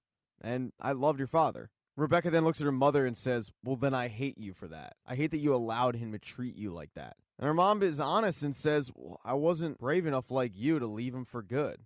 And Rebecca looks mortified and says, "Well, you don't think I was scared to leave Rupert? I was terrified, but it was necessary." And that's when her mom makes a comment about how Rupert was a self-righteous douchebag, and Rebecca's pretty surprised about that and says, "Well, then why are you always nice to him?" And her mom gives her an important life lesson. To deal with people like that, you gotta let them know that they can't get to you. So you kill them with kindness. Because in the end, what's more important, being right or being loving? She then tells Rebecca, "I was so proud when you left him because you realized that you deserved better." You know, I'm actually glad to hear that you hate me, because for so many years, I thought you didn't feel anything for me. And I'll take your anger over your indifference any day. There's then a knock at the door and the priest shows up and says, "All right, it's time to start." And the 2 women have to head out and start the funeral. But while they were talking, as Ted was getting ready to go to the funeral, he started having a panic attack, so he had to call Dr. Fieldstone to calm him down. And she ended up making a house call. Dr. Fieldstone starts it out by saying it's perfectly normal that he would have a panic attack going to a funeral because he's probably having flashbacks of his own father's funeral. But Ted says, I didn't go to my dad's funeral because he quit. Ted then goes on to tell the story of how his dad died. Just like Rebecca, it was 30 years ago. He had run home to grab something, and as he was heading to his room, he heard a bang. When he went into his parents' room, there it was, his dad, dead. So he called 911, grabbed a beer to cope with the pain, and then called his mom and said, you gotta get home right now. Dr. Fieldstone says, I'm sorry that happened to you, Ted. And I understand why you're angry with him, because he took a lot away from you. And Ted corrects her and says, he took a lot away from me and my mom. But then Dr. Fieldstone asks, what was he like? And Ted says, he was a good man. He talked a lot, probably could have listened a little more. Fieldstone then asks, what did you love about him? Because I've heard what you hate about him, but tell me something that you loved about him. And Ted tells her that when he was in 5th or 6th grade, he was supposed to read Johnny Tremaine for school. But, of course, he didn't, and he was stressed out the night before because they had a big test. He couldn't sleep, and his dad found out the reason why and said, look, go upstairs, think about something you're looking forward to, and that'll help. And sure enough, Ted fell asleep. And when he woke up the next day, his dad told him, I'm going to drive you to school. Normally, Ted took the bus. And on the way to school, Ted's dad told him the entire story of Johnny Tremaine because Ted's dad had stayed up all night reading the book just so his son wasn't stressed out about some stupid reading assignment at school. Ted pauses for a little bit and says, he was a good dad. You know, I don't really think he knew that. I think if he would have known that, he wouldn't have done what he did. And then Ted starts crying and saying, I just wish I would have told him more. Ted starts really crying and says, I was just so angry at him because he was always gone for work or out with friends. Then all of a sudden he was just gone. And then I knew right then and there that I was never going to let anyone get by me without understanding that they might be hurting inside. Because life is hard. It's real hard. Ted starts breaking down. And then he asks Dr. Fieldstone for a hug. And she's more than happy to give Ted a hug. And as they're hugging it out, he asks, are you going to charge for this? And she says, oh, absolutely. And the house call. So they kind of laugh about that. And then Ted heads off to the funeral. By the time that Ted walks in, Rebecca is just about to start her eulogy, but she can't really find the words on what to say. So she just starts mumbling the lyrics to Never Gonna Give You Up. And at one point, she gets too choked up to finish the lyric, and that's when Ted, who is sitting all the way in the back of the church, sings Never Gonna Say Goodbye. And one by one, everybody who's in attendance starts singing the lyrics to this 1980s classic. The funeral ends, and Rebecca, her mom, Sassy, they're all saying goodbye to everybody who's shown up, and Rebecca has learned from her mother because when Rupert comes out, she's incredibly nice to him. Right before he leaves, though, he tells Rebecca that he convinced his wife to give up her shares in Richmond, and they're just going to give them to Rebecca. He says he just doesn't have time for football anymore. He then starts to walk away, but Rebecca notices that before he gets in his car, he stops, says something to Nate, pats him on the shoulder, and then he leaves, which is a little weird. Everybody then heads over to the wake, and at the wake, Rebecca grabs Sassy and Keely and lets them know that she thinks she has to break things off with Sam. They both start kind of busting on her, but then Sassy notices Ted from across the room, and she ends up leaving, because grief is nature's most powerful aphrodisiac. With 1/3 of the conversation gone, Rebecca tells Keely, all right, wish me luck, and then she goes off to go find Sam. And now Keely's standing there all alone, and that's when Jamie walks up. She offers him a beer, but he says, no, listen, I know that you're with Roy and you're happy, but today's made me realize that I'd hate myself if I didn't just come back to Richmond to get away from my dad. I also came back because of you. I finally think I'm becoming the best version of myself, the man that you always thought I could be. And I know that this is a pretty crappy thing to do, but I love you. And she doesn't say anything, so he kind of just walks off, and she's still processing it when Roy comes up. And Roy apologizes for how he's acted the entire day. He tells her that he doesn't deal with death well because when his grandfather died when he was a little kid, he wished to God every single day for an entire year that he could just have one last conversation with him, and he never got it. And that made him realize that you only have one life, so you don't want to waste a second of it. He then says to Keely, I love you, and I'm sorry. So in the span of about a minute, Keely's had 2 men tell her that they're in love with her. At this point, Rebecca has found Sam. She's cornered him in a closet. And before she can even break it off, he says, I've wanted to do this all day.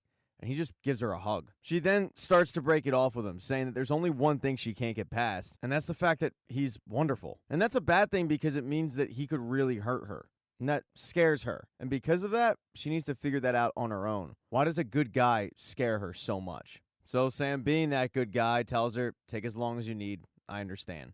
As the wake starts clearing out, Rebecca and her mom are saying goodbye to people, including the entire Richmond team. And Ted is the last one to leave. Rebecca asks him if everything's okay, and he says, "Oh, no, everything's not okay, but me? Yeah, I'm doing okay." He then recalls a nice story about Rebecca's dad, and then he heads off with Sassy. With Rebecca and her mom staying there alone, her mom asks her, "Are you and Sam taking a break?" And Rebecca's pretty surprised that her mom even knows that, but her mom reminds her, "I'm your mother. I know everything. Besides, I saw Sam coming out of the closet, looking pretty sad." And Rebecca doesn't say anything, but her silence says it all. They then head back to Rebecca's mom's house to start looking over some old family photos, and they even pop in a VHS tape of Rebecca when she was a little kid. But midway through, Rick Astley shows up because her mom had taped over the video. So these two women literally get rickrolled. In episode 11, Richmond is rolling. They are one win away from getting back to the Premier League, and they're led by Sam, who just scored his first career hat trick. But as everybody's congratulating him, he gets a text message from Rebecca. And she does congratulate him, but it's more of a friend and not a romantic partner. And that's pretty disappointing to Sam. The next day, Ted, Rebecca, and Keely are all in Rebecca's office, and they're all discussing how Keely is going to be featured in Vanity Fair's Women of Business section. After they're done celebrating Keely's accomplishment, Ted asks them to chip in for a going-away present for Dr. Fieldstone. Everybody just decided on cash. So Ted collects some dead presidents, or in this case, dead queens, I guess. But that's when Higgins walks in. Because Higgins got an email from a guy named Edwin Akufu, and he is a billionaire. He inherited a lot of his dad's money, and he wants to meet with Rebecca. Higgins doesn't know why for sure, but he thinks it's because Edwin Akufu wants to buy Richmond. When a billionaire wants to take a business meeting with you, you do it, even if you don't want to sell your club. So Rebecca tells Higgins to set it up. Ted then heads down to his office where Nate asks him if he can run a new strategy by him for the game coming up.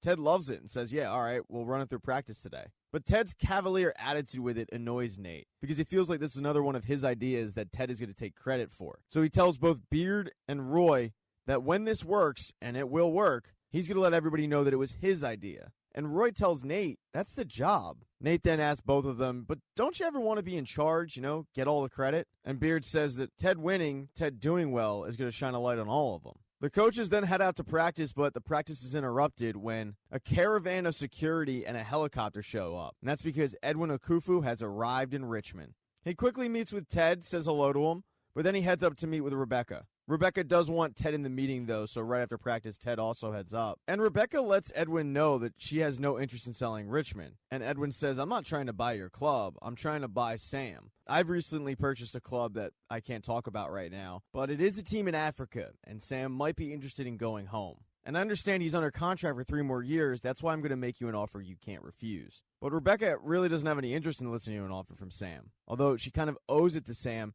to at the very least let him talk to Edwin and make that decision for himself. So Sam comes up to the office and him and Edwin head off to talk. But Rebecca is suddenly flooded with emotions at the idea of Sam leaving. Sam and Edwin start off their day touring a museum. They're looking at a painting done by a famous African painter, and Edwin lets Sam know that he recently purchased it so he can get it back to where it belongs. He also admits, though, that he's not the everyman he appears. He actually hired everybody in the museum. They're all actors. They then head off to have some traditional African food, but he also tells Sam that this place doesn't actually exist in London. He flew in his own cooks. While Sam appreciates all this, he does end up telling Edwin, "I don't see myself leaving Richmond for whatever team you're thinking of buying."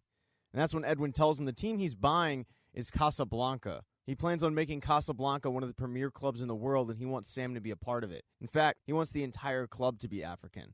He tells Sam, "You inspired the world with bringing awareness to what was going on at home. That's why I want the man you are, not just the football player." Sam wraps up his day with Edwin, and Edwin gives him 72 hours to decide what he wants to do. But upon walking back to his house, he's giddy. He calls his dad and tells him what an awesome day it was. Although, when he does get back to his place, Rebecca is waiting for him. Rebecca's been so conflicted on what to do with Sam that she had to come right out with it. She told Ted. The two were having an affair. She didn't know what to do. And Ted was supportive as always, but didn't really give her an answer. So she headed over to Sam's house and waited him out. So when he arrives, she tells him, "I can't give you an answer on us. And I also can't ask you not to go if you want to. But I just want you to know, I hope you don't go." As for the rest of Richmond, after practice that day, Roy went to go pick up Phoebe, but it was a half day. Her mom already got her. So all Roy finds in the classroom is the teacher. But the teacher's setting up for an art show that Phoebe won't be a part of because her art is incredibly realistic tits. But Roy ends up helping the teacher out, setting up for the rest of the parents. She does end up asking Roy at one point, "Are you married?" And he just says no, never mentioning Keely once. But he agreed to do a Vanity Fair photo shoot with Keely that day, so eventually he has to run. And speaking of that photo shoot, Keely had to go and pick up some clothes for it, and Nate tagged along. Nate wanted her help on picking out a suit. As Nate is trying on a suit, she says how nice it is to have a guy around because Roy would never do something like this. He's just too manly, if you will. Nate comes out in a ridiculous-looking suit, and he's saved by Keely, who says, "Yeah, that's not it." So it's back to the drawing board. But they start drinking champagne because these suits are so expensive that you'll want to try to get your money back with the free champagne. It takes a little bit, but they end up finding the suit. Nate comes out, he looks great, and Keely says, "You look so hot." She goes in to go fix his tie, and out of nowhere, he just says, "Do you ever feel like you want to be the boss?" And Keely says, "Yeah. After meeting Rebecca, she's the one who really inspired me to be a boss. People like you and I, we can't help but dream big. And no one's going to fight harder for their dreams than us, right?" I mean, the scariest part is just making the decision to go for it, because once you do that, and then Nate shuts her up by kissing her. He immediately pulls back, though, and starts apologizing, and Keely starts telling him, "Don't worry about it, it's okay," but it's very awkward, and the damage is done. So now Keely has that weighing on her conscience. On top of it, she's extremely nervous about this photo shoot. And Roy, who just arrived, tells her, "You're going to be great. You've done 1,000 magazines." But the reason that Keely's nervous is because those were all about her looks. This particular piece is about her. So he gives her a quick pep talk, and it makes her feel better, and they go out to take some awkward pictures. During the photo shoot, one of the camera people has to go get a new camera, and that gives Keely and Roy a little bit of a downtime to talk, and that's when Keely comes out with the Nate kissing story. And Roy isn't really that mad, probably because he doesn't really see Nate as a true threat. He just thanks her for telling him. He then tells her about the situation with Phoebe's teacher, about how she asked if he was married or not, and he just said no, and nothing else. But Keely one-ups everything when she tells Roy about how Jamie came up to her during the funeral and told her that he still loves her. And that is a whole lot for Roy Kent to process. And they don't talk about it because the photographers come back and she starts snapping away. And then finally, there was Ted. He heads up to Dr. Sharon's office to invite her to a party the next day, but she's not there. Higgins is. He's reclaimed his office because Dr. Sharon dipped out a day early. Ted cannot believe that she left without saying goodbye. And Higgins tries to hand him a bunch of letters saying, well, she wrote everybody a letter saying goodbye, but for Ted Lasso, that is not good enough. So he heads to her apartment and he waits her out. And when she shows up, he doesn't even wait to exchange any pleasantries. He gets right into it, yelling, "How could you just leave?" She apologizes, saying she's not very good at goodbyes, and he says, "Well, as a baby, I wasn't very good at walking and talking, but I stuck with it, and look at me now. I mean, we had a whole thing planned for you. Instinct's bye-bye-bye routine. Hell, we even got you a gift." And that's when he slams down the envelope of cash. Fieldstone says, well, "Ted, you knew I was leaving." And Ted says, "Yes, I did, but at the very least, I thought I'd be able to say goodbye to you. I mean, my dad left, my wife left. I mean, out of everybody in the world, you're the only one who knows how I feel when I get abandoned. And you picked up and left." Fieldstone explains that she wrote about all of that. It's all in the letter that she wrote him. And Ted pulls out the letter and says, "Oh, this? Well, I'm not going to read your letter. You got something you want to say to me, say it to my face. I mean, I thought we had a breakthrough." And she says, "We did, Ted. Thanks to you, I've learned that expressing my vulnerabilities can help my patients with theirs. You helped me become a better therapist." And Ted cannot believe that she was about to just skip out of town without telling him any of that. But she tells him, "Ted, it is in the letter." So Ted picks up the letter and he opens it up and he starts angry reading it. But it doesn't take more than a paragraph for that angry face to turn into an emotional one, because Ted is pretty touched by what Fieldstone wrote. When Ted finishes the letter, she explains that she's just more comfortable with writing goodbye than saying it. And Ted's demeanor has changed. She tells him that her train to Royster doesn't leave till midnight and asks him if he wants to buy a drink. And since she suddenly has a ton of cash, he takes her up on it, so they head to the pub. And they're having a ball. They're playing pinball, throwing back a few drinks. But Ted heads to the bathroom and Fieldstone heads to the bar to grab 2 more drinks. But when the bartender returns, she only returns with 1 drink. And Fieldstone's a little confused because she ordered 2, but that's when the bartender hands her a letter and says, "Ted asked me to hand you this." And it's a handwritten letter from Ted Lasso that says, "Goodbye." And Fieldstone can't believe that Ted just got her with her own move. He also made sure the bartender put one of those little army men in the drink. So Ted Lasso's night ended on a high note, but as he's standing in his apartment, he gets a text message from Trent Crimm, the Independent. And Trent sends him a link to a story that he's written saying this will be in tomorrow's paper. And the story is all about how Ted had to leave the sidelines because of a panic attack. Trent then texts him, as a journalist, I had to write that. But as somebody who respects you, my source was Nate. Would you care to comment? And Ted says, no comment. And in the season finale, the soccer world is abuzz with the Trent Crimm report. Everybody's talking about how Ted had a panic attack. He can't avoid it. He's getting a lot of supportive texts, including his ex-wife. They start going back and forth, but he just kind of plays it off like he's fine. But as he steps foot out of his apartment, he realizes that he is the center of attention. Everybody's staring at him. It's like everybody knows his deep, dark secret. When he finally meets up with Beard, though, Beard acts like he doesn't know what's going on, even though he definitely does. As he makes his way over to the pitch and up to Rebecca's office to give her biscuits, Rebecca has received flowers from Edwin Akufu. But it's not as nice of a gesture as it seems, because the card says, sorry for your loss. Sam will be great with us. Ted then walks into Rebecca's office, and immediately Rebecca says that they will find the rat. And not only will they find the rat, she's planning on calling Trent's newspaper and finding out who the source is. But Ted starts defending Trent, saying he's a good guy, and saying that they really don't need to look into who the rat is. He tells the group that everything the anonymous source said was true, but also they have a massive game coming up. They're up for promotion. All they need is a tie or a win, and they're up. But as Ted, Keely, Higgins, and Rebecca chatted up in her office, downstairs, the courting of Sam Abasanya has continued because Edwin Akufu sent him a Casablanca jersey with his name on the back, just to get a feel for things. And he really likes the way it looks. Now, one person who has yet to show up to the pitch that day is Roy, and he's got two people looking for him. Jamie, to tell him what happened, and Nate, to tell him what happened. They both end up trickling into Beard's office and asking, have you seen Roy? And Beard gives both the same response, no. But when Nate comes in, Beard shows him the paper and says, hey, have you seen this? And Nate goes, oh, yeah, no, it's awful. And Beard just stares at him and says, yeah, it was awful. It gets really awkward, and all Nate can do is back up out of Beard's office. But that's when he almost runs into Roy,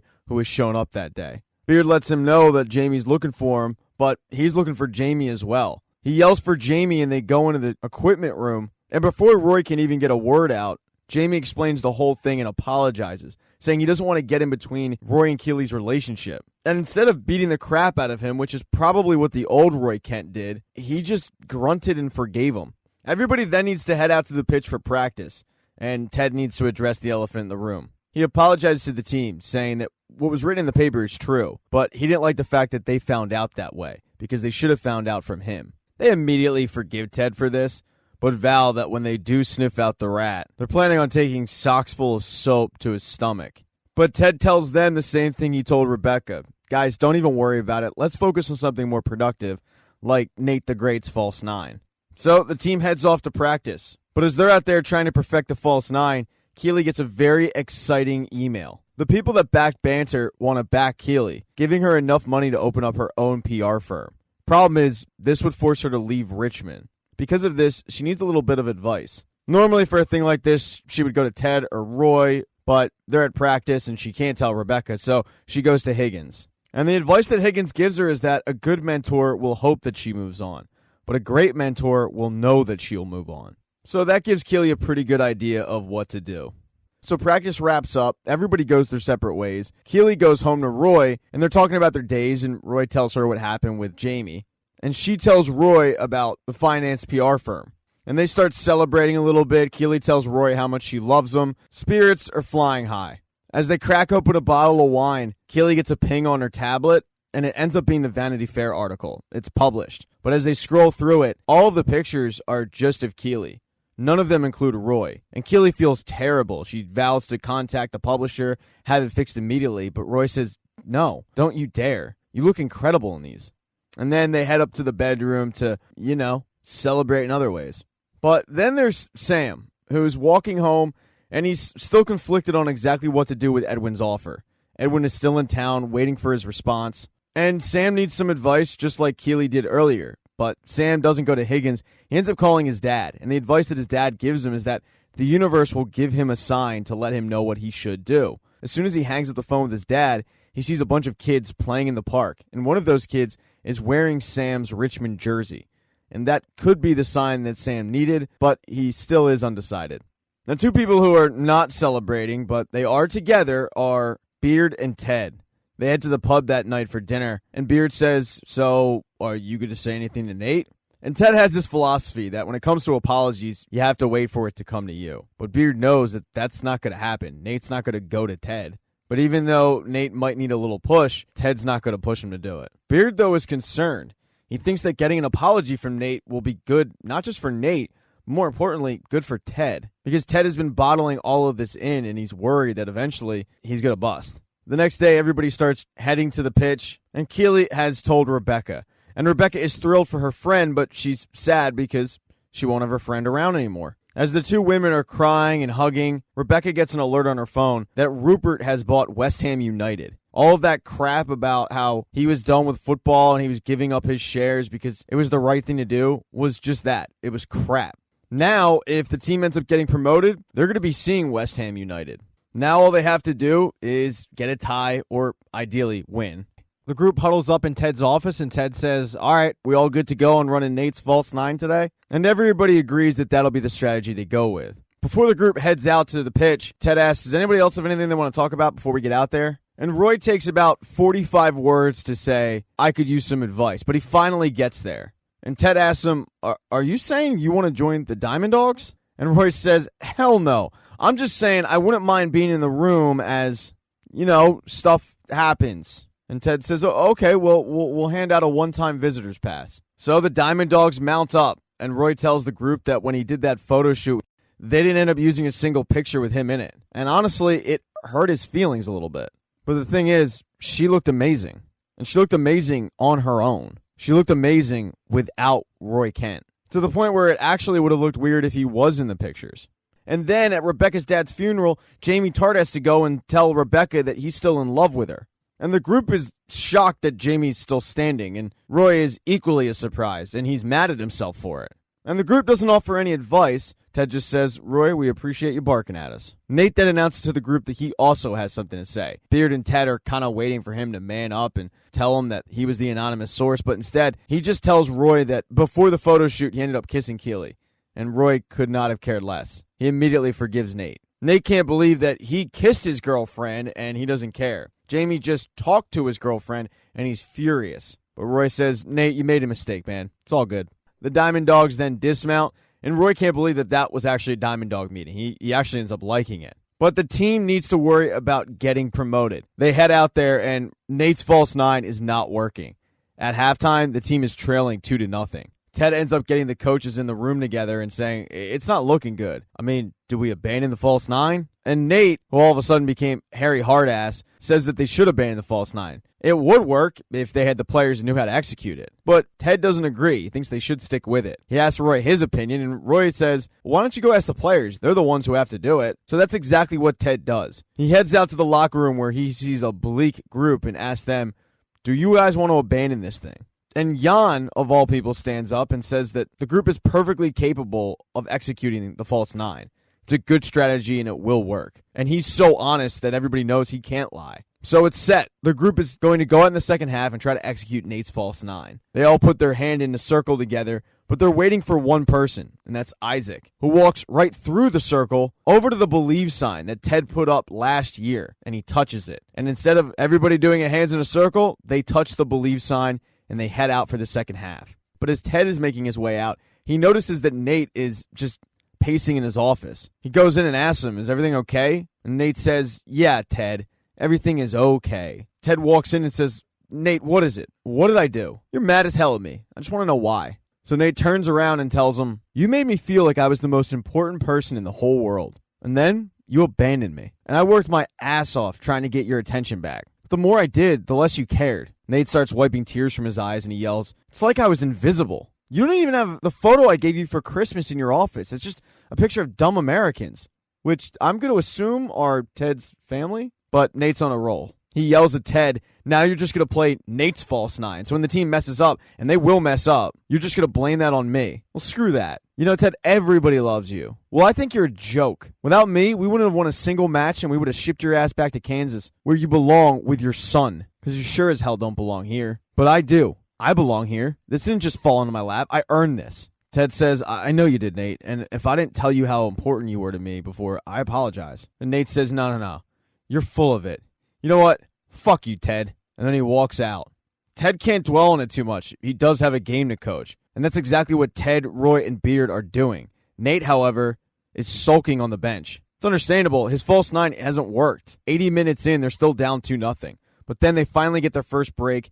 Sam ends up putting it in, and now they're only down 1 with 10 minutes left. The team has life, but Nate is still sulking on the bench. Even when, in the final seconds, Jamie ends up drawing a penalty kick, Nate still is kind of sulking on the bench. This could tie the game. This could send Richmond back up to where they belong. And luckily for them, Jamie hasn't missed a penalty kick all year. But instead of Jamie taking it, he ends up giving it to Danny Rojas, the man who, the last time he took a penalty kick, ended up, unfortunately, killing a mascot. That time, Danny ended up missing. This time, though, he ends up sending Richmond back up to the Premier League. The team celebrates on the pitch, everybody except one person, Nate, who ends up storming off into the locker room where he rips down the Believe sign, tearing it in half, leaving it on Ted's desk, and then leaving forever. In the locker room, the team, though, is celebrating. But there's one person that needs an answer, and that is Edwin Akufu. He ends up getting Sam alone in an office and congratulating him on the goal, but saying, man, they're really going to miss you when you come play for me. But Sam rejects him. He thanks him for the offer, but says that his time in Richmond isn't done, and he hopes that he understands. And Edwin does not understand. He screams at Sam that he's going to ruin his career. He'll never play for the Nigerian national team. He is very upset. Sam then heads back in to celebrate with his teammates, and Ted heads to the podium to do the post-game presser. And the big question on everybody isn't necessarily going up to the Premier League. It's the report that came out over his panic attack. And Ted opens up to the media about his struggles with anxiety, but there's one media member that is noticeably absent, and it's Trent Crimm from The Independent. After the presser, he heads up to Rebecca's office and they celebrate with some champagne, and she lets Ted know that Rupert just bought West Ham United. So they end up talking about how they're going to end up running into Rupert next season. But as they're discussing this, Sam walks in, and it gets extremely awkward because Sam doesn't know that Ted knows. Rebecca knows that Ted knows. And obviously Ted knows that Ted knows. But he tries his best to make things not awkward. So Sam stays, and he tells them that he's decided to stay at Richmond. Ted ends up asking him, Sam, I'm just curious, but why did you decide to stay? And Sam looks at Ted and says, I wish I could say it's because of my feelings for you, but the truth is, I think I need to stop worrying about how others feel about me. I'm staying because it's what's best for me and my journey. And then Sam leaves. But that message, even though it was spoken to Ted, was clearly directed at Rebecca. Ted ends up heading out of the facility, and he runs into that missing reporter, Trent Crimm. It turns out Trent Crimm is no longer Trent Crimm, the Independent. He's just Trent Crimm, independent, because Trent Crimm was fired for revealing an anonymous source. Ted tells him, Trent, it wasn't me. And Trent says, Ted, I know it wasn't you, because I'm the person who told the newspaper that I revealed the anonymous source. Ted tells him, I hope our paths cross again soon. And Trent says, yeah, me too. I enjoy our chats. Trent then wishes him good luck next season, and Ted heads home. 5 days later, Keely is packing up her office with Roy. And because it's the last day they're working in the same building together, Roy has gotten her a present. It's a vacation, a 6-week vacation. But Keely tells him while she appreciates it, she can't go. She starts her new job the next day. Roy thinks that she can do her job from that villa by the sea, but she can't. So she tells Roy, you deserve the vacation. Go by yourself. But Roy looks at her and says, are we breaking up? And she says, no, of course not. You're going to take a well-earned holiday while I lock myself in a room and work to death for 6 weeks. She then tells Roy that she loves him and promises that they'll be okay. 3 weeks after that, Sam has decided to follow Edwin's lead, kind of. He ends up buying a storefront, which he's going to turn into a Nigerian restaurant. So he's setting up some roots in Richmond. But then 2 months later, training camp opens up. It doesn't just open up for Richmond, it opens up for West Ham United and their new coach, Nate Shelley. That's right, Nate was hired by Rupert to be the new coach of West Ham United.